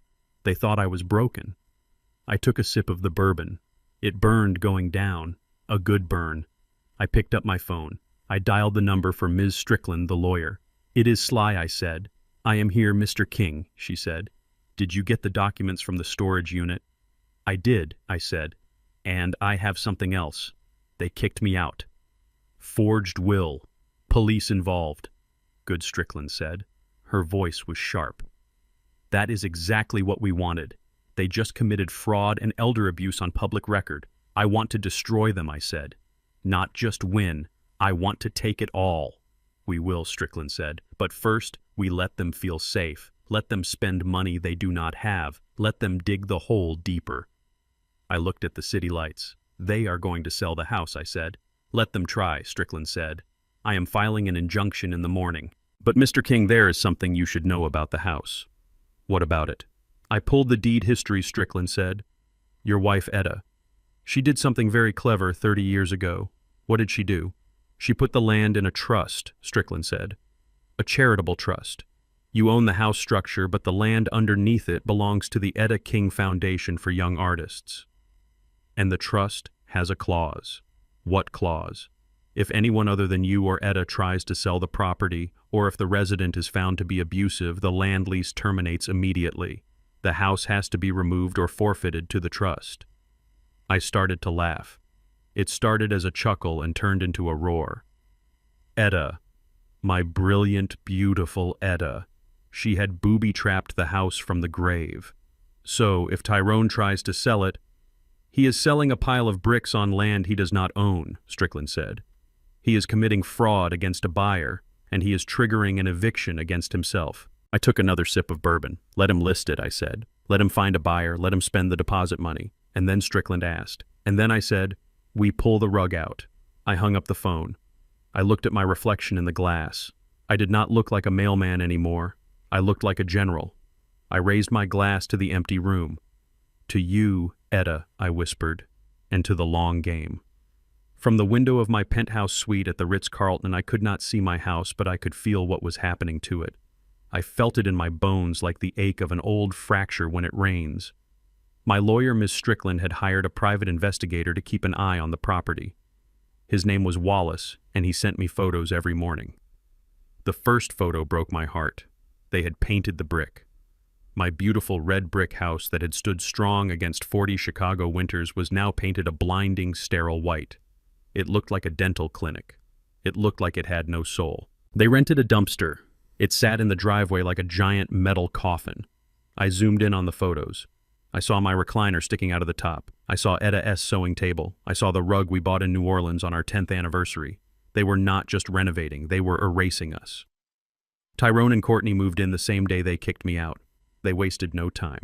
They wanted to stake their claim. They wanted to show the world that they were the kings of the castle. 2 days later, they threw a party. Wallace sent me video footage taken from a car parked across the street. The bass from the music rattled the windows. Cars lined the street, blocking the driveways of my neighbors. These were not family friends. These were strangers. They were the kind of people Tyrone tried to impress. People with flashy clothes and empty eyes. I watched the video on my tablet, sipping my bourbon. I saw Courtney standing on the porch holding a glass of champagne. She was wearing a white dress like she was the Queen of England. She was laughing. Her head was thrown back and her mouth was open wide. She was holding court. A group of women stood around her, hanging on her every word. I turned up the volume. The microphone on Wallace's camera was good. It picked up her shrill voice over the thumping music. It was a nightmare, she was saying. The old man was totally losing it. He was hoarding trash. He was dangerous. We had to make a tough call. But honestly, it is a relief. The dead weight is finally gone. Now we can finally live the way we deserve. Dead weight. That is what I was to her. 40 years of labor. 40 years of paying taxes and raising a son. And I was just dead weight to be cut loose so she could float. Tyrone came out onto the porch. He had a cigar in his mouth. He looked like a caricature of a rich man. He put his arm around Courtney and kissed her cheek. To the new house, he shouted, raising a bottle of expensive vodka. To new beginnings. The crowd cheered. They drank my liquor. They danced on my floors. They celebrated their theft like it was a victory. But it was a false victory. It was a house of cards built on a foundation of lies, and underneath that foundation was a trapdoor they did not even know existed. While they were partying, the real world was waiting for them in the shadows. And the real world does not care about your housewarming party. The real world wants its money. The party ended at 3 in the morning. The hangover started at noon. But the headache Tyrone woke up to had nothing to do with vodka. His phone rang at 1 in the afternoon. He was sitting at my kitchen table nursing a cup of coffee and staring at the wall. The house was a wreck. Red plastic cups littered the floor. Someone had spilled wine on the new white carpet. Tyrone looked at the caller ID. His face went gray. He let it ring 3 times before he answered. "Hello," he said, his voice tight. I could not hear the other end of the conversation, but I knew who it was. It was the man he owed $200,000 to. The man who did not use banks or lawyers. "Yeah, I know what day it is," Tyrone said. He stood up and started pacing the kitchen. "Look, the house is ours. The old man is gone. We are listing it on Monday." He paused, listening. He wiped sweat from his forehead with the back of his hand. No, do not come here," he pleaded. His voice cracked. "I am good for it. The house is worth $500,000 easy. I will have the cash in 2 weeks, 30 days tops." He stopped pacing. He gripped the edge of the table. "Next week," Tyrone whispered. "I cannot do next week. The closing takes time. You have to give me a month." He listened again. His hand was shaking so bad he almost dropped the phone. "Okay," he said. "Okay, 10,000 by Friday, just as a good faith payment. I can do that." "Yes. 10,000. He hung up the phone and threw it across the room. It skidded across the counter and hit the toaster. He put his head in his hands. $10,000 by Friday. He did not have $10,000. He did not have $1,000. He had spent his last dime on the rental truck and the party supplies. He needed cash. Fast. Courtney walked into the kitchen. She was wearing a silk robe she had bought with one of the credit cards she opened in my name. She looked tired and hungover. "Who was that?" she asked, pouring herself some juice. "Just business." Tyrone lied. He did not tell her about the debt. He did not tell her about the threats. He wanted her to think he was in control. Courtney sat down. "We need to list the house," she said. "The market is cooling off, Tyrone. I saw a house down the street that has been sitting for 3 months. We need to move fast if we want to get the best price." "I know," Tyrone snapped. "I am handling it." "You better be," Courtney said. "I booked a decorator for next week. I want to redo the master bath before we sell. It adds value." "We do not have money for a decorator," Tyrone shouted. He slammed his hand on the table. Courtney recoiled. "What is wrong with you?" she asked. "Why are you so edgy? We won, Tyrone. We have the house. We have the credit cards. Relax." "I am relaxing," he yelled. "Just leave me alone." She stormed out of the room. Tyrone sat there alone in the kitchen. He looked around. He looked at the cabinets. He looked at the floorboards. He remembered something. "Mom," he whispered. Etta was old school. She did not trust banks completely. She lived through hard times. She always kept a stash, a rainy day fund. She used to hide cash in the house. Tyrone stood up. His eyes were wide and desperate. If Mom had money, she did not take it with her, he thought, and Dad did not take it. He left with one suitcase. He started to search. It began slowly. He checked the cookie jar. He checked the freezer. He looked inside the flour tin. Nothing. Then he got frantic. He went into the living room and started pulling books off the shelves. He shook them, hoping bills would fall out. He ripped the cushions off the sofa. He overturned the lamps. He went into our bedroom. He went through Etta's closet. He checked the pockets of her coats. He checked her shoes. Nothing. He was sweating now. Panic was rising in his throat like bile. He needed $10,000 by Friday, or he was going to get hurt. Badly. He went into the bathroom. The master bath. It was pink tile and old fixtures. Courtney hated it. He looked around. Where would she hide it? He opened the medicine cabinet. Just old pills. He looked under the sink, cleaning supplies. Then he looked at the toilet. The tank. It was a classic spot. A cliché. But Etta liked cliches. She said they were cliches because they worked. He walked over to the toilet and lifted the heavy porcelain lid of the tank. He set it on the floor. He looked inside. The water was clear. But there, taped to the underside of the lid, was a plastic freezer bag. Tyrone's heart leaped. He grabbed the bag and ripped it off the tape. It felt heavy. It felt substantial. He sat down on the closed toilet lid and opened the bag. His hands were shaking as he reached inside. He expected a stack of hundreds. He expected salvation. He pulled out a small leather-bound book, a diary. He shook the bag upside down. Nothing else fell out.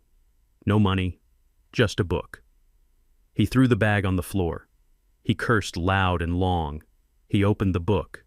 It was Etta S. handwriting. Her neat cursive filled the pages. He started to read, hoping maybe she wrote down where the money was. Maybe she wrote down a combination to a safe. He flipped through the pages. Dates, grocery lists, prayers.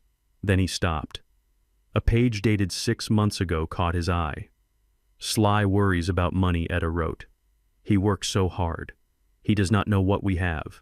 He thinks we are poor, but I have kept the secret safe. Tyrone leaned in closer. His eyes scanned the page. The art market is booming, she wrote. I checked the auction prices today. The Basquiat alone is worth millions. And the Jacob Lawrence. My God. We are sitting on a fortune. Tyrone froze. Basquiat. Lawrence. Millions. He read on. His breath came in short gasps. I went to the unit today, she wrote. Unit 4B. It is dusty, but everything is safe. I wrapped the sculptures in extra blankets. That storage unit is our future. It is our retirement. It is the legacy I will leave for Sly and Tyrone. Tyrone stood up. The book fell from his lap. Unit 4B. The memory hit him like a physical blow. The rain, the smell of mildew, the old man in the greasy coveralls. He remembered the boxes he had refused to open. He remembered the painting he had seen sticking out from under a sheet. He remembered Courtney kicking the chair.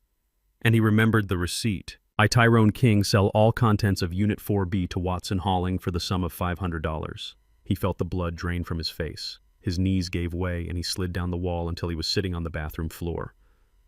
Millions. His mother had hidden millions of dollars in art in that unit, and he had sold it for $500. He had sold his future. He had sold his safety. He had sold the only thing that could save him from the loan shark. He started to hyperventilate. The room was spinning. He crawled out of the bathroom. He had to go back. He had to find that truck driver. He had to get it back. He ran down the stairs, screaming for Courtney. Courtney, he yelled, "We have to go. We have to go right now." Courtney came out of the bedroom looking annoyed. "What is it now?" she asked. "The unit," Tyrone gasped, grabbing his car keys. "The storage unit. It was not trash, Courtney. It was not trash." "What are you talking about?" "It was art," Tyrone screamed. "Millions of dollars of art. Mom hid it there. I found her diary. We sold millions for $500. Courtney's face went white. She dropped her glass of juice. It shattered on the floor, spilling orange liquid over the white carpet, but neither of them noticed. "Get in the car," Tyrone yelled, running for the door. "We have to find that old man. We have to get it back." They ran out of the house, leaving the front door wide open. They jumped into the Mercedes and peeled out of the driveway, tires screeching. I sat in my hotel room watching the GPS tracker on Tyrone S. car move across the map on my tablet. He was heading north. He was heading back to the scene of the crime. I took a sip of bourbon and smiled. "Run, son," I whispered. "Run as fast as you can. But you cannot outrun a contract you signed with your own hand." Tyrone drove the Mercedes like he was trying to outrun the devil himself. He ran 2 red lights and nearly clipped a school bus as he screeched into the lot of Northside Storage. The rain had started again, a cold drizzle that made the asphalt shine like black glass. He did not bother with the gate code. He just tailgated a U-Haul truck that was leaving. He slammed the car into park and leaped out, leaving the door open and the engine running. He sprinted toward Unit 4B, his expensive Italian shoes splashing through puddles of oil and mud. The door to the unit was closed. The rusty padlock was gone, replaced by a shiny new one. He did not have the key. He did not care. He looked around for something heavy. He found a piece of rebar lying in the weeds near the fence. He jammed the metal bar into the hasp of the lock and pulled. He screamed with the effort, the veins in his neck bulging. The metal groaned. With a loud snap, the hasp gave way.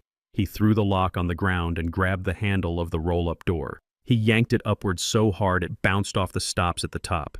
He froze. Empty. It was completely empty.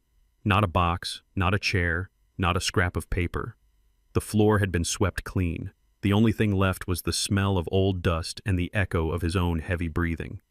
He walked into the empty space. He spun around looking at the bare metal walls as if the art might be hiding in the corners. Gone. The Basquiat, the Lawrence, the sculptures. $15 million. Gone. He fell to his knees on the cold concrete. He let out a scream that tore his throat raw. It was a sound of pure animal desperation. He punched the floor until his knuckles bled. He had held a winning lottery ticket in his hand, and he had sold it for $500. He scrambled up. He ran back to the car. He had to find Courtney. She was the one who kicked the chair. She was the one who complained about the smell. It was her fault. He drove home in a blind rage. When he pulled into the driveway, he did not even turn the car off. He stormed into the house. Courtney was in the kitchen trying to scrub the orange juice stain out of the white carpet. She looked up as he burst in. "Did you find him?" she asked, her eyes wide with panic. "Did you get it back?" Tyrone did not answer. He grabbed her by the shoulders and shook her. "It is gone," he screamed. "It is all gone. Empty. He took everything." Courtney tried to pull away. "You are hurting me," she cried. "Let go. You made me sell it," Tyrone shouted, shaking her harder. "You said it was trash. You said it smelled. You kicked a $12,000 chair, Courtney. Do you know what we did? We gave away our lives." She shoved him back. "Do not put this on me," she screamed. "You stood right there. You signed the paper. You were the one who wanted the $500. I listened to you," Tyrone yelled. "I always listen to you. We need to sell the house. We need to kick him out. We need to clear the unit. And now look at us. We are broke, Courtney. We owe $200,000 to a man who breaks legs for a living, and we just gave away the only thing that could save us." Courtney's face twisted. She slapped him. It was a sharp crack that echoed in the empty kitchen. "You are a loser, Tyrone," she hissed. "You were a loser when I married you, and you are a loser now. Your father outsmarted you. A mailman outsmarted you." Tyrone stared at her. The rage in his eyes turned cold. "Get out," he said. "What?" "Get out of my house," Tyrone said. "It is our house," she shrieked. "Not for long," he said. "When the loan shark finds out I do not have his money, he is going to take everything. So get out before I do something I regret." He turned his back on her and walked to the window. He looked out at the street. He was waiting. He was waiting for the black SUV with the tinted windows. He was waiting for the end. But the car that pulled up to the curb 20 minutes later was not a black SUV. It was a nondescript gray sedan. A large man in a cheap suit got out. He walked up the driveway with a purpose. Tyrone opened the door before the man could knock. "I do not have the money," he said, his voice flat. The man looked at him confused. "Are you Tyrone King?" he asked. "Yes." The man handed him a thick envelope. "You have been served," he said. He turned and walked away. Tyrone looked at the envelope. It had a return address embossed in gold ink, Strickland Law. He tore it open. His hands were shaking so bad he almost ripped the papers inside. He read the first page. It was a lawsuit. Plaintiff Sylvester King, defendants Tyrone King and Courtney King. The charges were listed in bold print. Elder abuse, conversion of property, fraud, forgery, intentional infliction of emotional distress. He flipped to the second page.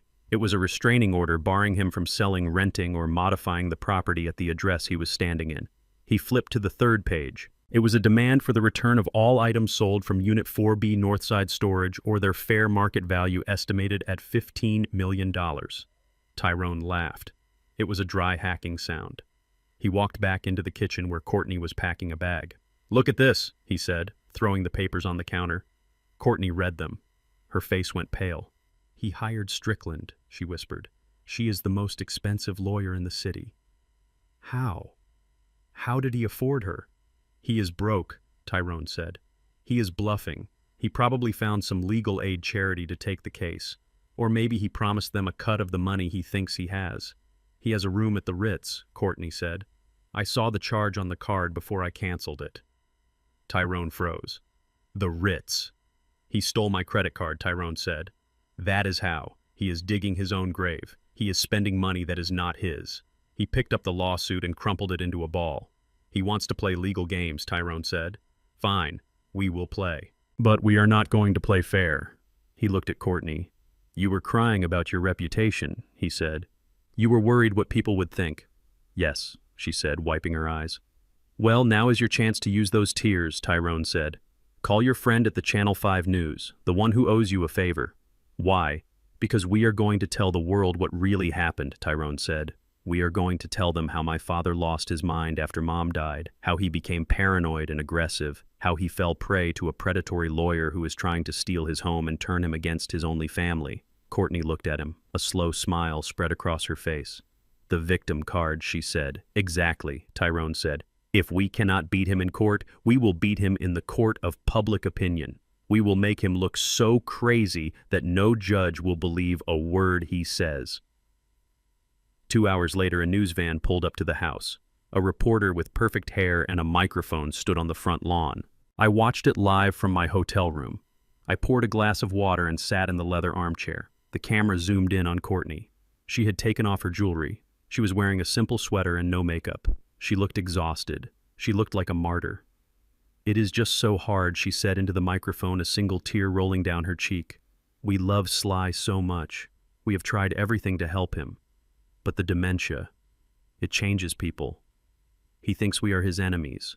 And now this lawyer, this Strickland woman, she has brainwashed him. She has him holed up in a hotel spending money he does not have, while we are just trying to save his home."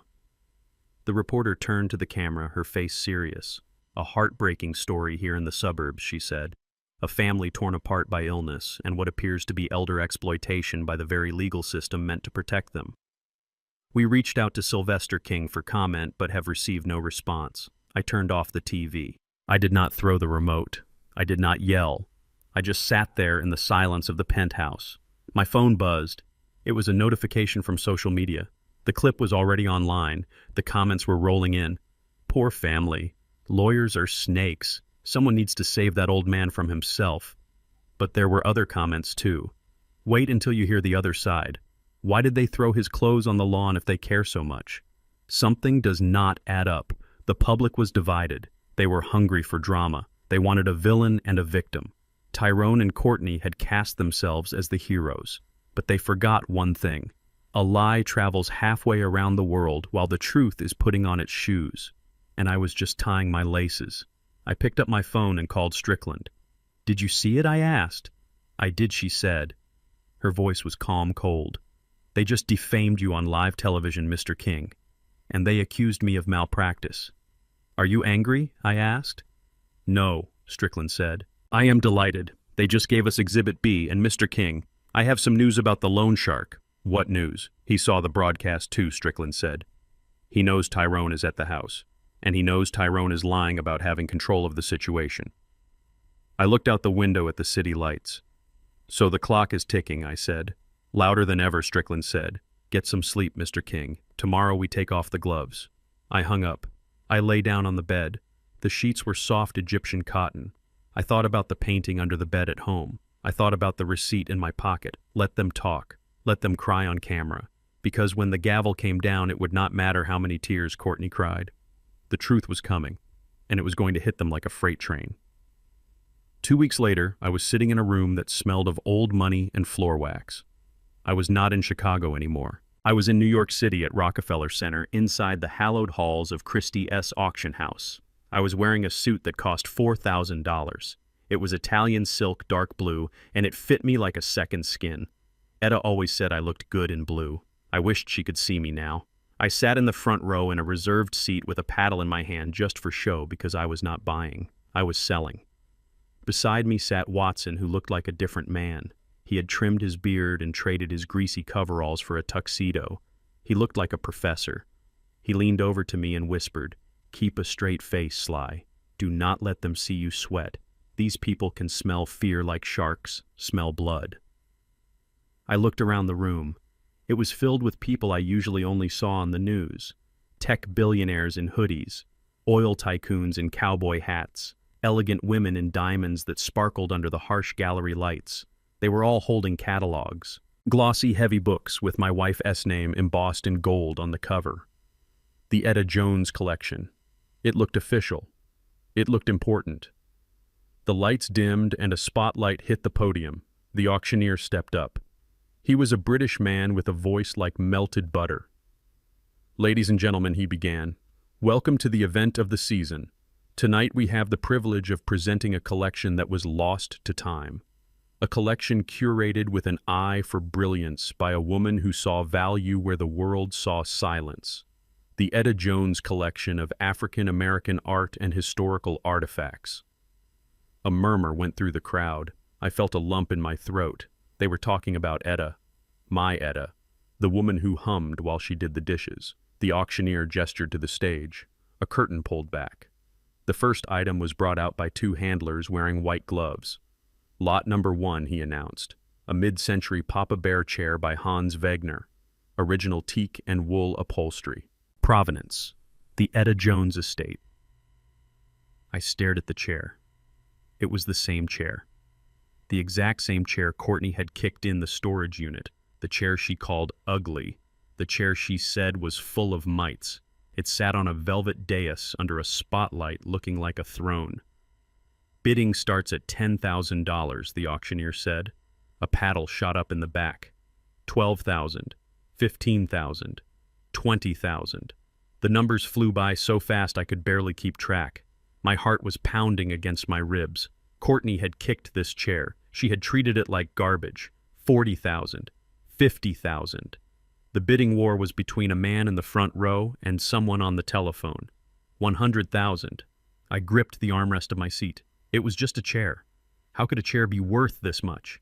But Watson had been right. It was not just furniture. It was history. It was condition. It was provenance. 200,000 going once. 225. $250,000 to the bidder on the phone. Going once. Going twice. Sold. The gavel came down with a sharp crack that sounded like justice. $250,000. For a chair. I looked at Watson. He was grinning so hard I thought his face would split. "That is just the appetizer, Sly," he whispered. "Wait for the main course." I sat back in my chair feeling dizzy. That chair alone was worth more than my entire house. That chair alone could have paid off Tyrone's debt. And he had sold it for pennies. The auction continued. It was a blur of numbers and applause. The Augusta Savage sculpture sold for $400,000. The signed books went for $50,000 each. A rare vinyl test pressing of a blues legend went for $75,000. Every time the gavel banged, I thought of Tyrone. I thought of him standing in the rain signing that receipt. I thought of him sneering at the boxes. He had held a winning lottery ticket and he had used it to wipe his muddy shoes. Then the room went quiet. The auctioneer took a sip of water. He adjusted his tie. And now he said, his voice dropping an octave. "The crown jewel of the collection. Lot number 42, Harlem Street scene by Jacob Lawrence. Oil on canvas, dated 1943. The handlers brought out the painting. It was in a new gold frame, now cleaned and restored. The colors popped, the blue of the night sky, the red of the dresses, the energy of the jazz musicians. It was vibrant. It was alive. A hush fell over the room. I saw people leaning forward in their seats. I saw the billionaires putting on their glasses. "This painting has been lost to the art world for decades," the auctioneer said. "It is a masterpiece of the Harlem Renaissance, a testament to the joy and struggle of a people. Bidding starts at $1 million. My breath hitched. 1 million. A paddle went up immediately. 1.2.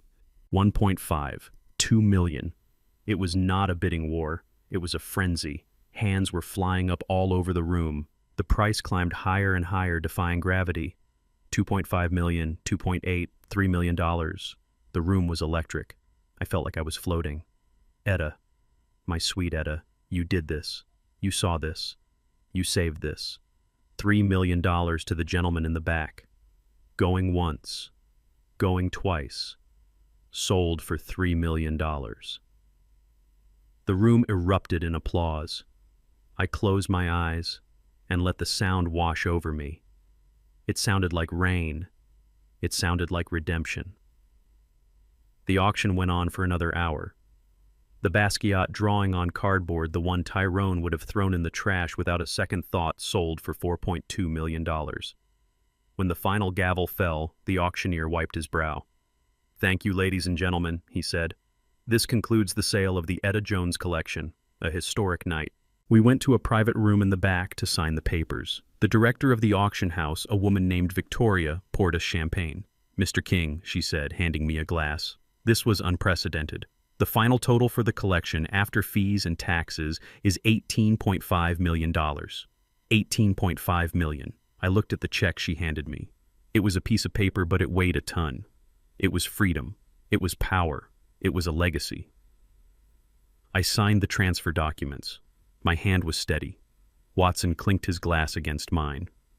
"To Etta," he said. "To Etta," I replied. I walked out of Christie S. into the New York night. The air was cold, but I felt warm. I had $18 million in my pocket. But more importantly, I had the truth. And the truth was about to go viral. Back in Chicago, the rain was falling again. It tapped against the window of my old house, the one with the white painted brick and the empty rooms. Inside, Tyrone and Courtney were sitting on the floor of the living room. They had no furniture because they had sold it all to pay the interest on the loan. They had no electricity because they had missed the bill. They were eating instant noodles cooked on a camping stove illuminated by the blue light of a battery-powered portable TV. They looked like ghosts. Tyrone's eyes were sunken and dark. He had not shaved in days. He jumped at every sound, terrified that the loan shark was coming through the door. Courtney looked even worse. Her hair was matted. Her designer clothes were stained. She was picking at her nails nervously. "We need money, Tyrone," she whispered. "The guy said Friday. It is Thursday night. What are we going to do?" "I do not know," Tyrone snapped. "I applied for another credit card, but I got rejected. Dad locked everything down." The lawyer froze the accounts. "Maybe we can sell the car," Courtney said. "It is leased," Tyrone said. "We do not own it." "We do not own anything, Courtney. We are squatting in a house we cannot sell on land we do not own." He slurped his noodles, staring blankly at the small TV screen. The local news was ending and the national broadcast was starting. And finally tonight the anchor said a story that has the art world buzzing. A mysterious collection of rare African-American art discovered in a storage unit in Chicago has just sold at Christie S. auction house in New York for a record-breaking sum. Tyrone stopped chewing. He looked at the TV. The screen showed footage from the auction. It showed the room full of rich people. It showed the auctioneer pounding the gavel. The collection, dubbed the Etta Jones Collection, was amassed by a retired postal worker's wife who quietly bought masterpieces for decades, the reporter said, voice-over playing. "Etta Jones," Courtney whispered. "That is your mother's name." Tyrone crawled closer to the TV. His heart started to pound. The screen flashed images of the items sold. First, the Hans Wegner chair, the teak wood glowing under the lights. "Sold for $250,000, the reporter said. Courtney gasped. She dropped her bowl of noodles. "That chair. That is the ugly chair. The one I kicked." Tyrone could not breathe. He stared at the screen. Next, the painting, the jazz scene, the bright colors, and the star of the show, this Jacob Lawrence painting discovered, wrapped in old butcher paper, sold for $3 million. Tyrone recognized it. He had seen the corner of it peeking out from the sheet. He had stood 2 feet away from it. "No," he whispered. "No, no, no." Then the reporter showed a photo of the seller. It was me. I was standing next to the director of Christie S., holding a giant ceremonial check. I was wearing my blue suit. I was smiling. Sylvester King. The husband of the late collector says he plans to use the $18.5 million windfall to start a foundation for young artists, the reporter said. $18.5 million. The number flashed on the screen in big gold letters. Tyrone felt like he had been shot. The room spun. The walls seemed to close in on him. 18 million. He looked at Courtney. Her face was a mask of pure horror. Her eyes were fixed on the screen, her mouth open in a silent scream. "We sold that," she wheezed. "We sold that unit. For $500. Tyrone finished, his voice hollow. He remembered the receipt. He remembered the feeling of the pen in his hand. "I relinquish all rights." He had signed away $18 million. He had signed away his life. He looked at his hands. They were shaking uncontrollably. He started to laugh. It was a manic, broken sound. $500, he giggled. "We got $500. Courtney stood up. She swayed on her feet. The reality of what they had done hit her like a physical blow. The greed, the cruelty, the arrogance. It all came crashing down. She looked at Tyrone. She looked at the empty house. She looked at the TV where I was smiling like a king. "It is your fault," she screamed, pointing a shaking finger at Tyrone. "You made me sign. You said it was trash." Tyrone looked up at her. His eyes were dead. "You kicked the chair," he whispered. "You kicked $250,000. Courtney let out a sound that was not human. It was a high-pitched wail of despair. Her eyes rolled back in her head. Her knees buckled. She collapsed onto the floor in a dead faint landing right in the spilled noodles.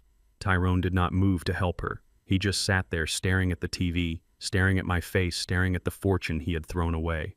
He reached into his pocket and pulled out the $500 Watson had given him. It was all that was left. He had spent the rest on pizza and beer. He looked at the crumpled bills, $500. He crumpled them up and threw them at the TV. They bounced off the screen and landed on the floor next to his unconscious wife. It was over. The game was over. And he had lost everything. But the worst was yet to come. Because while Tyrone was staring at the ruin of his life, I was already making my next move. I was not done with them yet.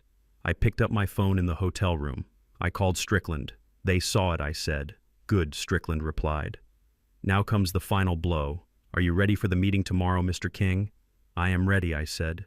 Tomorrow Tyrone and Courtney would come crawling. They would come begging for a piece of the pie. They would try to claim the money was theirs, and I would be waiting for them, with a receipt signed in their own handwriting and a video of Courtney calling the treasure trash. I turned off the lights in the penthouse. I slept like a baby. The next morning, the sun rose over Chicago bright and clear. It was a beautiful day for a reckoning. The morning sun glinted off the steel and glass of the Strickland Law offices on the 42nd floor. I sat in a leather chair that cost more than my first car, holding a cup of black coffee and watching the door. I was not nervous. I was not afraid. I felt the calm that comes to a soldier when the battle is finally joined. Ms. Strickland sat behind her massive mahogany desk. She looked like a general in a tailored suit. She checked her watch. "They are late," she said. I did not look at my watch. I knew they were coming. Desperation does not keep a schedule, but it always shows up. The elevator doors pinged in the hallway. I heard shouting before I saw them. The receptionist was trying to stop them, but they barreled past her. The heavy double doors to the office burst open. Tyrone and Courtney stumbled into the room. They looked like refugees from a disaster. Tyrone was wearing the same clothes he had been wearing for 3 days. His shirt was stained with sweat and tomato sauce. His eyes were wild, darting around the room like a trapped animal. Courtney looked even worse. Her blonde hair was a tangled mess and she was not wearing makeup. Her face was puffy and red. They stopped when they saw me. I did not stand up. I did not smile. I just took a sip of my coffee. Dad Tyrone gasped. He rushed toward the desk but stopped when Strickland raised a hand. "Sit down, Mr. King," she said, her voice like a whip crack. Tyrone collapsed into a chair. Courtney hovered behind him, wringing her hands. "Dad, we have been trying to call you Tyrone," said his voice cracking. "We saw the news. $18 million, Dad. Oh my God." He started to cry. It was a wet, ugly sound. "We did not know, Dad." He sobbed. "We thought it was just junk. We were trying to help you clean it out. It was a mistake, a terrible mistake." Courtney chimed in, her voice trembling. "We were stressed, Sly. The wedding, the house, the baby. We were not thinking clearly. We love you. We would never hurt you. I watched them perform. It was a bad performance. I could smell the fear on them. It smelled like sour milk. We are a family," Tyrone pleaded. "Mom left that for all of us. She wanted us to be taken care of. You cannot keep it all, Dad. It is not right. I am her son. I am her flesh and blood." He wiped his nose on his sleeve. "I know I messed up, Dad. I know I was pushy about the house, but I was desperate. I have debts, bad debts. If I do not pay them, they are going to kill me. You have to help me. Half of that money is mine by rights. Mom would want me to have it." Strickland leaned forward. Her eyes were cold behind her glasses. "By rights?" she asked. "On what grounds, Mr. King?" "Inheritance." Tyrone snapped his sadness, turning instantly to anger. "That was my mother's property. He found it, but it belonged to the estate. I am the heir. He cannot just sell family heirlooms and keep the cash. I want my share. I want $9 million. $9 million. He said it like he was ordering a pizza. He thought he could walk in here, insult me, threaten me, and then demand a fortune because he shared my DNA. Courtney stepped forward, gaining confidence. "And emotional distress," she said. You tricked us, Sly. You let us believe it was trash. You manipulated us into selling it. That is fraud. We could sue you for everything. We just want what is fair. Give Tyrone his share, and we will drop the lawsuit about the house. We will walk away." I put my coffee cup down on the saucer. The clink was the only sound in the room. I stood up slowly, buttoning my jacket. I walked over to the wall where a large flat-screen TV was mounted. I picked up the remote. I did not say a word. I just pointed the remote and pressed play. The screen flickered to life. It was a vertical video taken from a cell phone. The quality was sharp. Courtney's face filled the screen. She was standing in front of Unit 4B. She looked disgusted. "Hey, guys." "Video," Courtney said, her voice dripping with fake sympathy. "We are here cleaning out my father-in-law's storage unit. Look at this hoarding situation. It is heartbreaking." In the office, the real Courtney gasped. She put a hand over her mouth.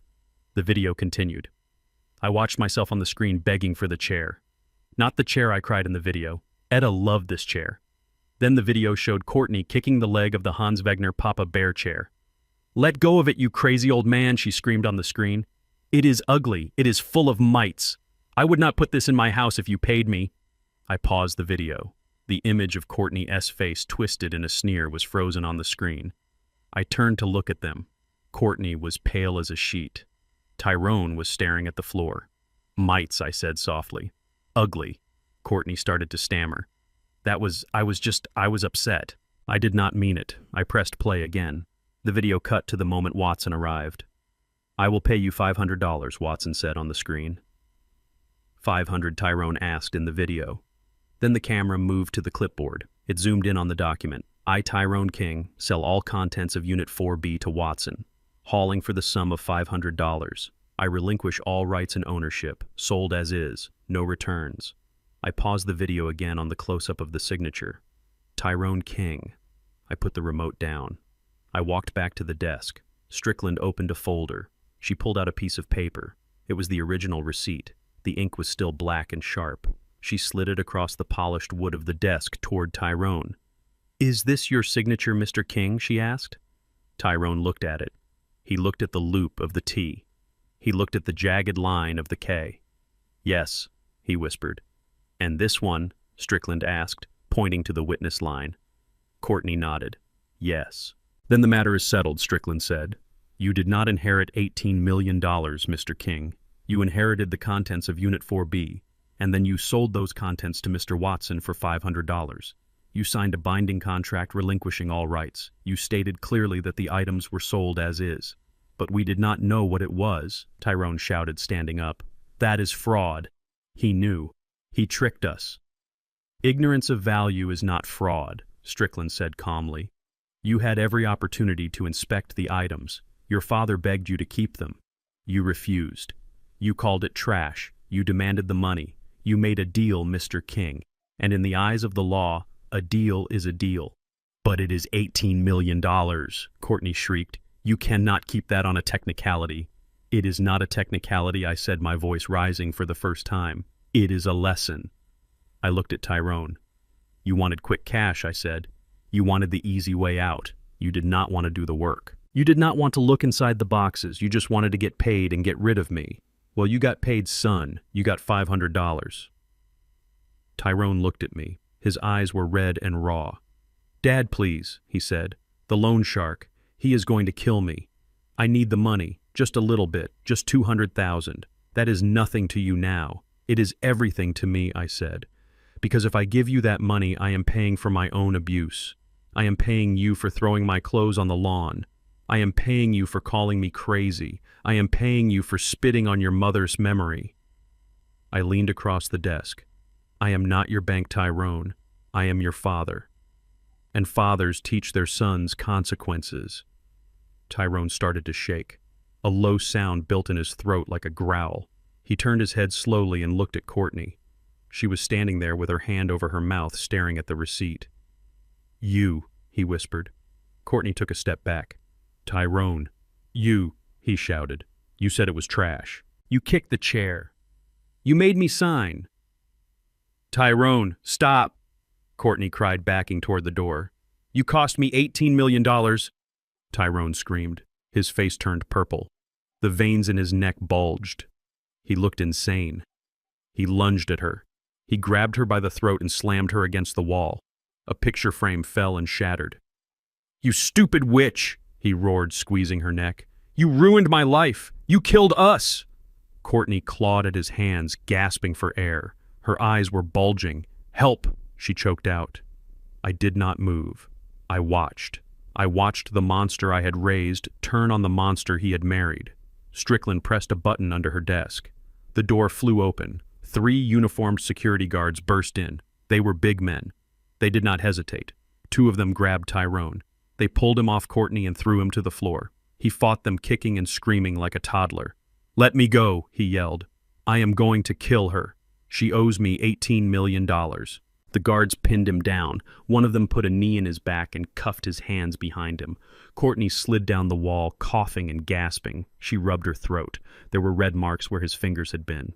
"Get them out of here," Strickland said. The guards hauled Tyrone to his feet. He looked at me. His eyes were wild. "Dad, help me," he screamed. "Do not let them take me. Dad, please." I looked at him. I looked at the son I had held in my arms when he was a baby. I looked at the man who had sold his mother's legacy for pocket change.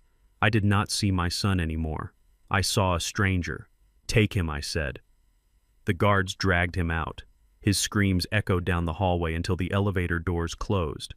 Courtney sat on the floor, weeping. She looked up at me. Her mascara was running down her face in black streaks. "Sly," she whispered, "I am sorry. I will sign whatever you want. Just help me. The loan shark thinks I am part of it. He will come for me too." I walked over to her. I looked down. "You should have thought about that before you threw my shoes in the mud." "Courtney," I said. "Get out," Strickland said, "before I have you arrested for trespassing." Courtney scrambled to her feet. She grabbed her purse and ran out of the office, leaving the door swinging behind her. The room was quiet again. The only sound was the hum of the air conditioner and the beating of my own heart. Strickland stood up and smoothed her skirt. "Well," she said. "That went well." I walked to the window and looked out at the city. I felt tired in my soul, but I also felt clean. The cancer had been cut out. "Is it over?" Mr. King Strickland asked. I shook my head. "No," I said. "It is not over." I turned back to her. "They still think they have the house," I said. "They think they have a roof over their heads. They think they can sell it to pay the shark." Strickland smiled. A shark smile. "They do," she said. "Get the eviction papers ready, Ms. Strickland," I said, "and call the police. I want to report a forgery." "We are taking the house back?" I asked. "No," I said. "We are taking the land, and we are going to bury them in it." The courtroom smelled of floor polish and desperation. I sat at the plaintiff table next to Ms. Strickland, smoothing the wrinkles in my suit pants. Across the aisle, Tyrone and Courtney sat huddled together. They looked like 2 drowning rats clinging to a piece of driftwood. Tyrone was out on bail for the assault charge at the office. He had used the last of his credit to pay a bondsman. He was betting everything on this hearing. If he could prove the house was his, he could sell it, pay off the loan shark, and maybe stay out of prison. It was a Hail Mary pass thrown by a man with a broken arm. The judge was a woman named Honorable Judge Vance. She had eyes that could spot a lie from a mile away. She looked over her glasses at the defense table. "Mr. King," she said, addressing Tyrone, "you have filed a motion claiming ownership of the property at 422 Maple Drive based on a last will and testament allegedly signed by your late mother. Is that correct?" "Yes, Your Honor," Tyrone said, standing up. His suit was rumpled and he looked like he hadn't slept in a week. "My mother left that house to me. It was her wish. My father is trying to steal my inheritance because he is angry about a misunderstanding with some old furniture. He was still spinning the narrative. He was still trying to gaslight the world." Strickland stood up. She did not look at Tyrone. She looked at the judge. "Your Honor, we have already established that the defendant has a history of fraud regarding the estate, but we are here today to address this specific document. We would like to call our expert witness, Dr. Eris Thorne." A man in a tweed jacket walked to the stand. He carried a briefcase and an air of absolute authority. He was a forensic document examiner, the best in the state. He set up a projector. A large image appeared on the wall behind the judge. It was a split screen. On the left was Etta S.'s signature from her driver's license, her voter registration, and checks she had written for 30 years. It was small, tight, and precise. On the right was the signature on the will Tyrone had produced. It was large, looping, and shaky. Dr. Thorne used a laser pointer, as you can see. Your Honor, the pressure points are completely different. He explained, his voice dry and clinical. The signature on the left shows the natural fluidity of a writer comfortable with her name. The signature on the right shows what we call pen lifts and hesitation marks. The person writing this stopped 3 times mid-letter. That is the sign of someone copying a signature, not writing their own. He clicked a button. The image zoomed in on the letter K in King. Furthermore, the ink analysis shows that this document was signed with a ballpoint pen manufactured less than 6 months ago, Dr. Thorne said. However, the document is dated 3 years ago. Unless Mrs. Etta King had a time machine, it is physically impossible for her to have signed this document on the date alleged. The courtroom was silent. Tyrone sank lower in his chair. Courtney put her face in her hands. It is a forgery, Dr. Thorne concluded. And a clumsy one at that. Judge Vance looked at Tyrone. Her face was hard. Mr. King, do you have an explanation for this? She asked. Tyrone stood up. He was sweating. I do not know, he stammered. Maybe she signed it later. Maybe she used a new pen. It is her signature. I saw her sign it. You are under oath, Mr. King, the judge warned. I saw her, Tyrone shouted, losing control. She wanted me to have the house. She knew Dad would just let it rot. She wanted me to have a future. Strickland stood up. Your Honor, the plaintiff moves to dismiss the claim of ownership based on proven fraud, but we also have a second matter to address regarding the property. The judge looked interested. Go on, Ms. Strickland. Even if this will were real, Strickland said, walking to the center of the room, it would be irrelevant. Irrelevant, Tyrone yelled. It is the deed to the house. Strickland turned to him. She smiled a smile that did not reach her eyes. It was a smile that said, checkmate. It is the deed to the structure, Mr. King, she said. But your mother did not own the land the house sits on. Not personally. She walked back to her table and picked up a thick, leather-bound binder. She handed it to the bailiff, who passed it to the judge. 30 years ago, shortly after you were born, Etta King established the Etta King Charitable Trust, Strickland said. She transferred the title of the land at 422 Maple Drive into that trust. She did this to protect the family asset from bankruptcy lawsuits or unforeseen creditors. I looked at Strickland. I knew this was coming, but hearing it out loud made my chest swell. Etta. She was always 10 steps ahead. She knew Tyrone's nature before he could even walk. Strickland continued. The trust has a very specific occupancy clause. It states that her husband Sylvester King and her son Tyrone King are granted lifetime rights to reside on the property. Tyrone jumped up. See, he screamed. Lifetime rights. I can live there. You cannot kick me out. Sit down, Mr. King, the judge barked. Strickland waited for the silence to return. However, she said, raising her voice slightly, there is a condition. A revocation clause. She pointed to page 12 of the document the judge was reading. The clause states that the residency rights of any beneficiary shall be immediately and permanently revoked if said beneficiary engages in any of the following behaviors. 1. Elder abuse or neglect of the other beneficiary. 2. Conviction of a felony involving dishonesty or fraud. Or 3. Incurring gambling debts in excess of $5,000 that place the property at risk of lien or seizure. The color drained from Tyrone S.'s face. It drained from Courtney S.'s face, too. They looked like statues carved from ice. They had hit the trifecta. They had abused me. They had committed fraud. And Tyrone S.'s gambling debts were astronomical. In the event of any of these violations, Strickland read the ownership and full control of the land revert solely to the remaining beneficiary in good standing. In this case, Mr. Sylvester King. Mr. King then has the right to evict the offending party and dispose of the property as he sees fit, including demolishing the structure to protect the land. Tyrone slumped back into his chair. He looked small.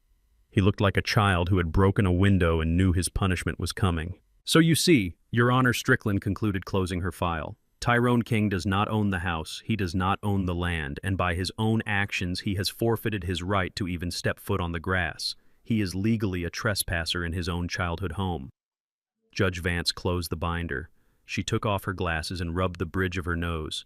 She looked at Tyrone with a mixture of pity and disgust. Mr. King, she said, in my 20 years on the bench I have seen greed.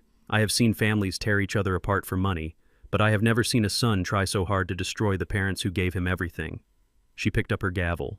The court finds in favor of the plaintiff, she ruled. The will presented by the defense is declared null and void and is impounded as evidence of forgery. The court upholds the terms of the Etta King Trust. Mr. Tyrone King and Mrs. Courtney King are hereby ordered to vacate the property at 422 Maple Drive immediately. You have 0 hours. You are not to return. Tyrone put his head on the table. He started to sob. It was a quiet, hopeless sound, but the judge was not finished. Furthermore, she said, looking at the bailiff, based on the testimony of Dr. Thorne regarding the forged signature and the previous evidence of assault presented at the bail hearing, this court is revoking the defendant S. bail. Tyrone head snapped up. What? Mr. King, you have committed perjury and fraud in my courtroom today, the judge said, and you are a flight risk given your significant debts to criminal elements. Bailiff, take him into custody. 2 officers moved toward the defense table. They pulled Tyrone out of his chair. No. Tyrone screamed, kicking his legs. You cannot do this. I have rights. Mom wanted me to have the house. Dad, tell them. He looked at me. His eyes were wide and wet. Dad, please, he begged. Do not let them take me. I am scared. Those guys in prison, they will kill me. I stood up. I looked at my son. I saw the fear. I saw the regret. But I did not see innocence. I saw a man who had made his bed and now had to sleep in it. I did not say a word. I just turned my back on him. They handcuffed him. The metal clicked shut. It was the sound of a door closing forever. Courtney stood up, trying to inch away, trying to distance herself from him. And Mrs. King, the judge, said. Courtney froze. You are also named in the fraud lawsuit, the judge said. And while you are not being arrested today, I suggest you do not leave the jurisdiction. The district attorney will be reviewing the transcripts of this hearing for potential charges of conspiracy. Courtney looked at Tyrone being dragged away. Then she looked at me. Her eyes were full of hate. I hope you rot in that big house, she hissed. I hope you die alone. I looked at her calmly. I won't be alone, Courtney, I said. I have my memories, and I have my dignity. You have nothing. The officers dragged Tyrone out the side door. His screams echoed in the hallway. Courtney grabbed her purse and ran out the back door like the building was on fire. The courtroom cleared out. Strickland started packing up her briefcase. We did it, Mr. King, she said. The house is yours, the land is yours, and they can never hurt you again. I nodded. I felt tired. It was a heavy weight to carry the destruction of your own family. Thank you, Ms. Strickland, I said. I walked out of the courthouse into the bright afternoon sun. The air smelled of exhaust and hot pavement. I hailed a taxi, whereto the driver asked. Take me to 422 Maple Drive, I said. I wanted to see it. I wanted to see my house without them in it. When I arrived, the house looked sad. The white paint was already peeling in spots where they had rushed the job. The yard was overgrown. I walked up the driveway. I used my key to open the front door. It was empty inside. They had sold the furniture. They had sold the rugs. It was just a shell. I walked through the rooms. My footsteps echoed on the bare floors. I went into the kitchen. I remembered Etta cooking Sunday dinner. I went into the living room. I remembered Tyrone opening Christmas presents. It was all gone. I walked out to the backyard. The old oak tree was still there, standing tall and strong. Etta loved that tree. I sat down on the back steps. I took a deep breath. I was alone, but I was free. My phone rang. It was Watson. Sly, he said, I just saw the news. They arrested him. Yeah, I said, it is done. So what now? Watson asked. What are you going to do with $18 million in an empty house? I looked at the oak tree. I looked at the fence line. I am not keeping the house. Watson, I said. What? You fought so hard for it. It is tainted, I said. Too many bad memories. Tyrone poisoned it. So you are going to sell it? No, I said. I am going to give it back to Etta. What do you mean? The trust owns the land, I said. I am going to bulldoze the house. I am going to tear it down brick by brick. And I am going to build a park, a sculpture garden. For the kids in the neighborhood, I am going to fill it with art. Watson was silent for a moment. Then I heard him chuckle. Etta would like that, he said. Yeah, I said. She would. I hung up the phone. I sat there for a long time watching the sun go down. I had lost a son, but I had kept a promise, and in the end, that was all that mattered. The ink on the divorce papers was barely dry when Courtney walked out of the county courthouse. She looked lighter, as if shedding my son's last name had also shed his debts and his crimes. She was wearing a trench coat and sunglasses, trying to look like a victim who had just escaped a nightmare. She thought she was free. She thought she could walk away from the wreckage she helped create and start over with whatever money she had hidden away. But she forgot that when you dance with the devil, you cannot just leave the ballroom when the music stops. I watched from my car, parked across the street. I was not there to taunt her. I was there to witness the final piece of the puzzle fall into place. Courtney walked down the courthouse steps, her heels clicking on the pavement. She reached the sidewalk and turned toward the parking lot, but she never made it to her car. A black SUV pulled up to the curb, blocking her path. Two men got out. They were not police officers. They were not lawyers. They were the kind of men who did not care about court orders or divorce decrees. I saw Courtney freeze. She recognized them. One of the men, a large individual with a scar running down his jaw, stepped in front of her. He did not shout. He spoke quietly, but I knew exactly what he was saying. "Ms. Courtney," he said, "we heard you are single now. Congratulations."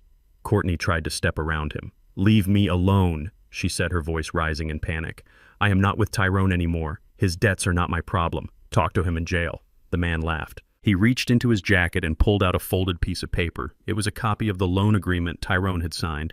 "We know he is in jail," the man said, "but we also know you signed as the guarantor on the second loan. Right here. See that signature?" Courtney stared at the paper. She shook her head violently. "That is a lie," she screamed. "I never signed that." "You did," the man said, his voice hardening. "You signed it 3 months ago when you needed cash for the wedding planner. You spent our money, honey, and now the payment is due." Courtney looked around for help, but the street was empty. "Please," she begged. "I do not have it." The old man took everything. He took the art. He took the house. "I have nothing."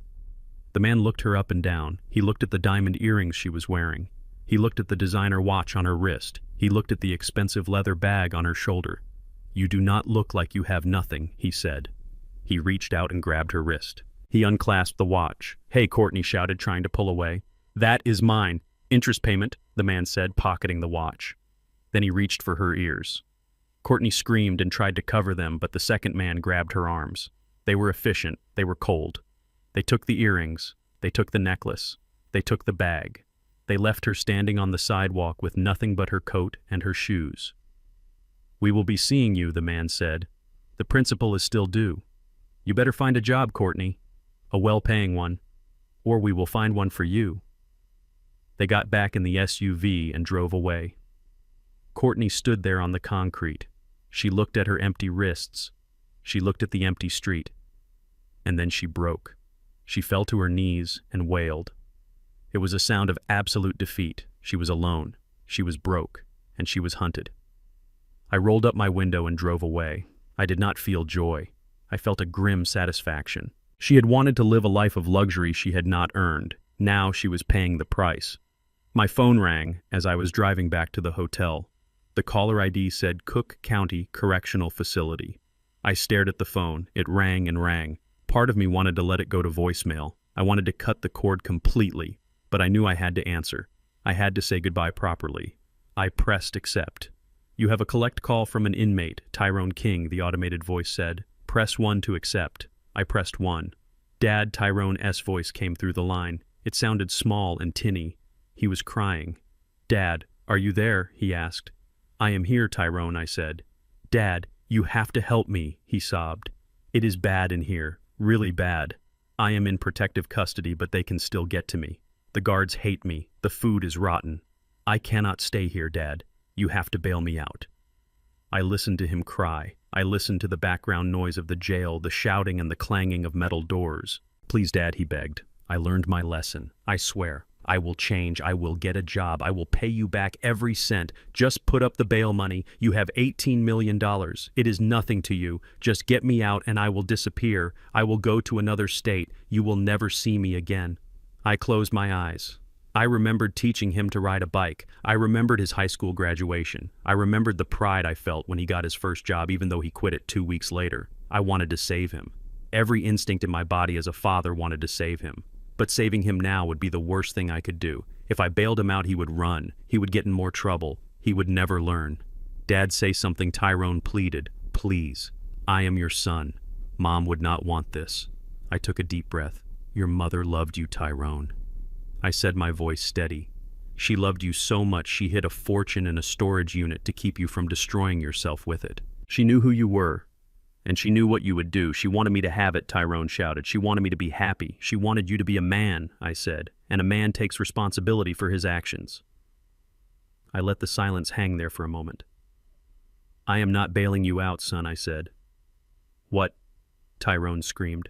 "You cannot leave me in here." "I can," I said. "And I will." "Etta left you a gift, Tyrone. It was not the money. It was not the house." "What gift?" he spat. "The gift of independence," I said. "She left you the chance to stand on your own 2 feet without us holding you up. You have nothing now, Tyrone.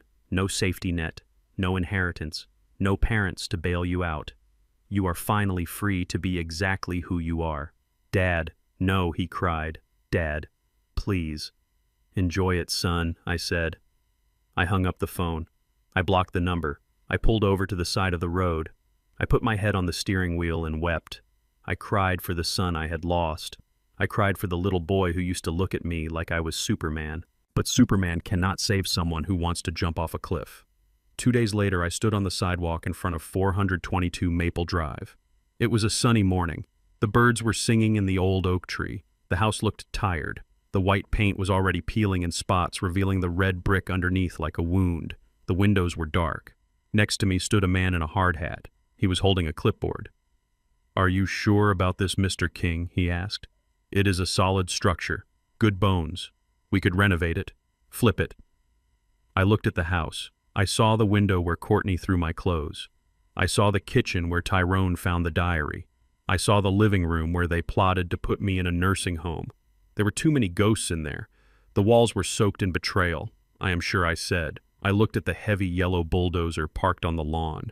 It looked like a prehistoric beast waiting to feed. I had bought the house structure back from the trust using a fraction of the auction money. I owned it free and clear. And as the owner, I had the right to do whatever I wanted with it. "Tear it down," I said. The foreman nodded and signaled the driver. The engine of the bulldozer roared to life. Black smoke puffed into the blue sky. The machine lurched forward. The treads tore up the grass. It approached the front porch. The metal bucket raised up and crashed down onto the roof of the porch. Wood splintered. Glass shattered. The sound was violent and loud. Mrs. Higgins came out of her house next door. She stood on her porch watching. She waved at me. I waved back. She knew. The whole neighborhood knew. The bulldozer drove through the living room wall. The house groaned and collapsed inward. Dust billowed up, covering the street in a white cloud. I watched as 40 years of my life were reduced to a pile of rubble. I saw my bedroom wall fall. I saw the kitchen disappear. I did not feel sad. I felt relief. I was erasing the stain. It took 4 hours to level the house. When it was done, there was nothing left but a flat patch of dirt and the old oak tree standing guard in the back. The foreman walked over to me, wiping dust from his face. "All done, Mr. King," he said. "We will haul the debris away tomorrow. What are you going to do with the lot?" "Sell it to a developer." I looked at the empty space. It looked big. It looked full of potential. "No," I said. "I am not selling." I walked over to the oak tree and touched the rough bark. Etta loved this tree. She used to sit under it and read. "I am going to build a park," I said, "a small park for the neighborhood kids, with swings and benches, and a garden." I looked at the foreman. "And I am going to put sculptures in it," I said. "Art. I want people to see beauty when they walk past here." The foreman smiled. "That sounds nice. What are you going to call it?" I looked at the empty land. I could see it already. Green grass, flowers, children playing. "The Etta King Memorial Park," I said. I turned and walked away, leaving the ruins behind me. I had a lot of work to do. I had a foundation to start. I had a park to build. My life was not over. It was just beginning. 1 year later, I stood in the middle of a room that smelled of fresh paint and possibility. The building used to be an abandoned warehouse on the edge of the north side, not far from where Etta had kept her secret. Now the brick walls were scrubbed clean, and the high windows let in streams of golden afternoon light. I was wearing a new suit. It was gray wool tailored to fit my shoulders perfectly, but I was not wearing it to impress bankers or lawyers.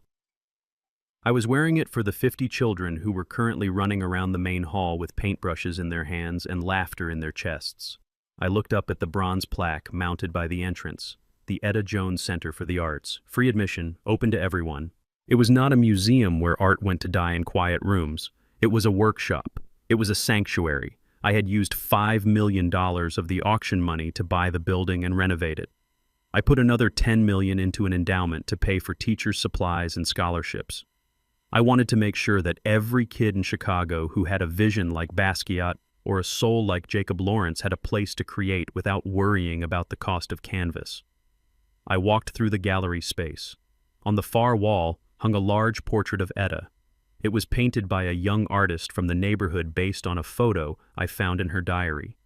She was smiling that secret smile of hers, the one she used to give me when she knew something I did not. I stood in front of her painting for a long time. The noise of the children faded into the background. "You knew, Etta," I whispered to the canvas. "You knew everything." I finally understood the note she left in the jewelry box. "Please forgive me." She was not asking forgiveness for hiding the money. She was asking forgiveness for the burden she knew it would bring. She knew that wealth is like a magnifying glass. It does not change who you are, it just enlarges it. If you are generous, it makes you a philanthropist. If you are greedy, it makes you a monster. She knew Tyrone was broken. She saw the cracks in his character that I refused to see because I was his father. She hid the art not to keep it from me, but to keep it from him until I was strong enough to handle the war that would follow. Her silence was not a betrayal. It was a shield. She protected me from the grave. I felt a presence beside me. I turned to see a woman standing there. She was about my age, with silver hair pulled back in a bun and eyes that crinkled at the corners. She was wearing a simple dress and a colorful scarf that looked like it was painted by hand. "It is a beautiful tribute," she said, her voice soft and melodic.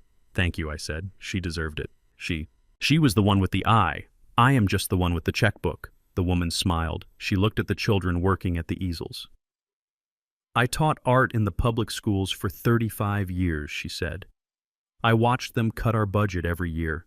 I watched them take away the clay and the paint until all we had were pencils and paper. To see this, to see them having everything they need, it is a miracle." "It is not a miracle," I said. "It is justice. It is taking something that was hidden in the dark and bringing it into the light." "I am Maya," she said, extending her hand. "I am Sly," I said, taking it. Her hand was warm and strong. "I know who you are," Maya said. "Everyone knows the story of Sylvester King, the man who found a fortune and gave it back to the community. You are a local hero, Sly." I shook my head. "I am not a hero. I am just a man who cleaned out his closet." She laughed. It was a genuine sound, bright and clear. "Well, Mr. King," she said, "I am retired, but if you ever need a volunteer to teach a watercolor class on Tuesdays, I find myself with a lot of free time." I looked at her. I saw kindness in her face. I saw someone who loved art as much as Etta did. I saw a future that did not involve courtrooms or lawyers or betrayal. "I think we have an opening," I said, "but I have to warn you. The pay is terrible, but the coffee is free." "I love free coffee," she said. We walked together through the gallery. We talked about art. We talked about jazz. We talked about the city. For the first time in a year, I was not talking about fraud or forgery. I was just talking to another human being. We walked out of the center and into the courtyard I had built. It was filled with sculptures and benches. The sun was setting, casting long shadows across the grass. I felt a sense of peace settle over me. It was a quiet feeling, like the end of a long, hard day of work. I had lost my family. The house on Maple Drive was gone, replaced by a park where kids played tag. Tyrone was in a cell in Stateville Correctional Center, learning that the world does not owe him a living. Courtney was out there somewhere, probably looking for her next victim. I was alone in the legal sense. I had no wife, I had no son. But as I walked next to Maya, listening to her describe her favorite painting, I realized I was not lonely. I had stripped away the lies. I had burned down the false structures of my life, and what was left was solid. It was real. I stopped at the gate and looked back at the center. The lights were coming on inside. I could see the silhouettes of the children painting their dreams on fresh canvas. I looked into the lens of the camera that had been following my story. Money does not change people. I said, my voice steady and sure. It just reveals them. It peels back the skin and shows you the bone. If you are rotten, the money will make you rot faster. If you are strong, the money will make you unbreakable. I took a deep breath. I lost a son, I said. And that is a pain that will never go away. I wake up some nights reaching for the phone, wanting to call him, wanting to hear him say he is sorry, but he is not sorry. He is just caught. And there is a difference. I adjusted my jacket, but in losing him, I found myself, I said. I found the man Etta fell in love with 40 years ago, the man who works hard, the man who values truth, the man who can stand on his own 2 feet without a crutch. I looked at Maya, who was waiting for me by the curb. She smiled. I smiled back. My name is Sylvester King, I said. I am 69 years old, and my life is just getting started. Would you trust your closest relative with an $18 million treasure knowing it might destroy them? Let me know in the comments below. And if you enjoyed this story, please hit the like button and subscribe for more. Until next time, take care of yourselves and watch your back. Looking back, I realize Etta left me more than a fortune. She left me a mirror. We often blame money for destroying families, but I believe it simply unmasks them. It strips away the pretense, revealing who stands by you in the rain and who only arrives for the harvest. I lost a son who valued my wallet over my heart, but I gained the freedom to live authentically. True wealth isn't measured by an auction hammer. It's the peace of mind to sleep soundly knowing you never compromised your dignity. Sometimes you have to lose the people you thought you needed to find the person you were always meant to be. If you enjoyed this story of justice and redemption, please like this video and subscribe to my channel so we can continue sharing the truth together.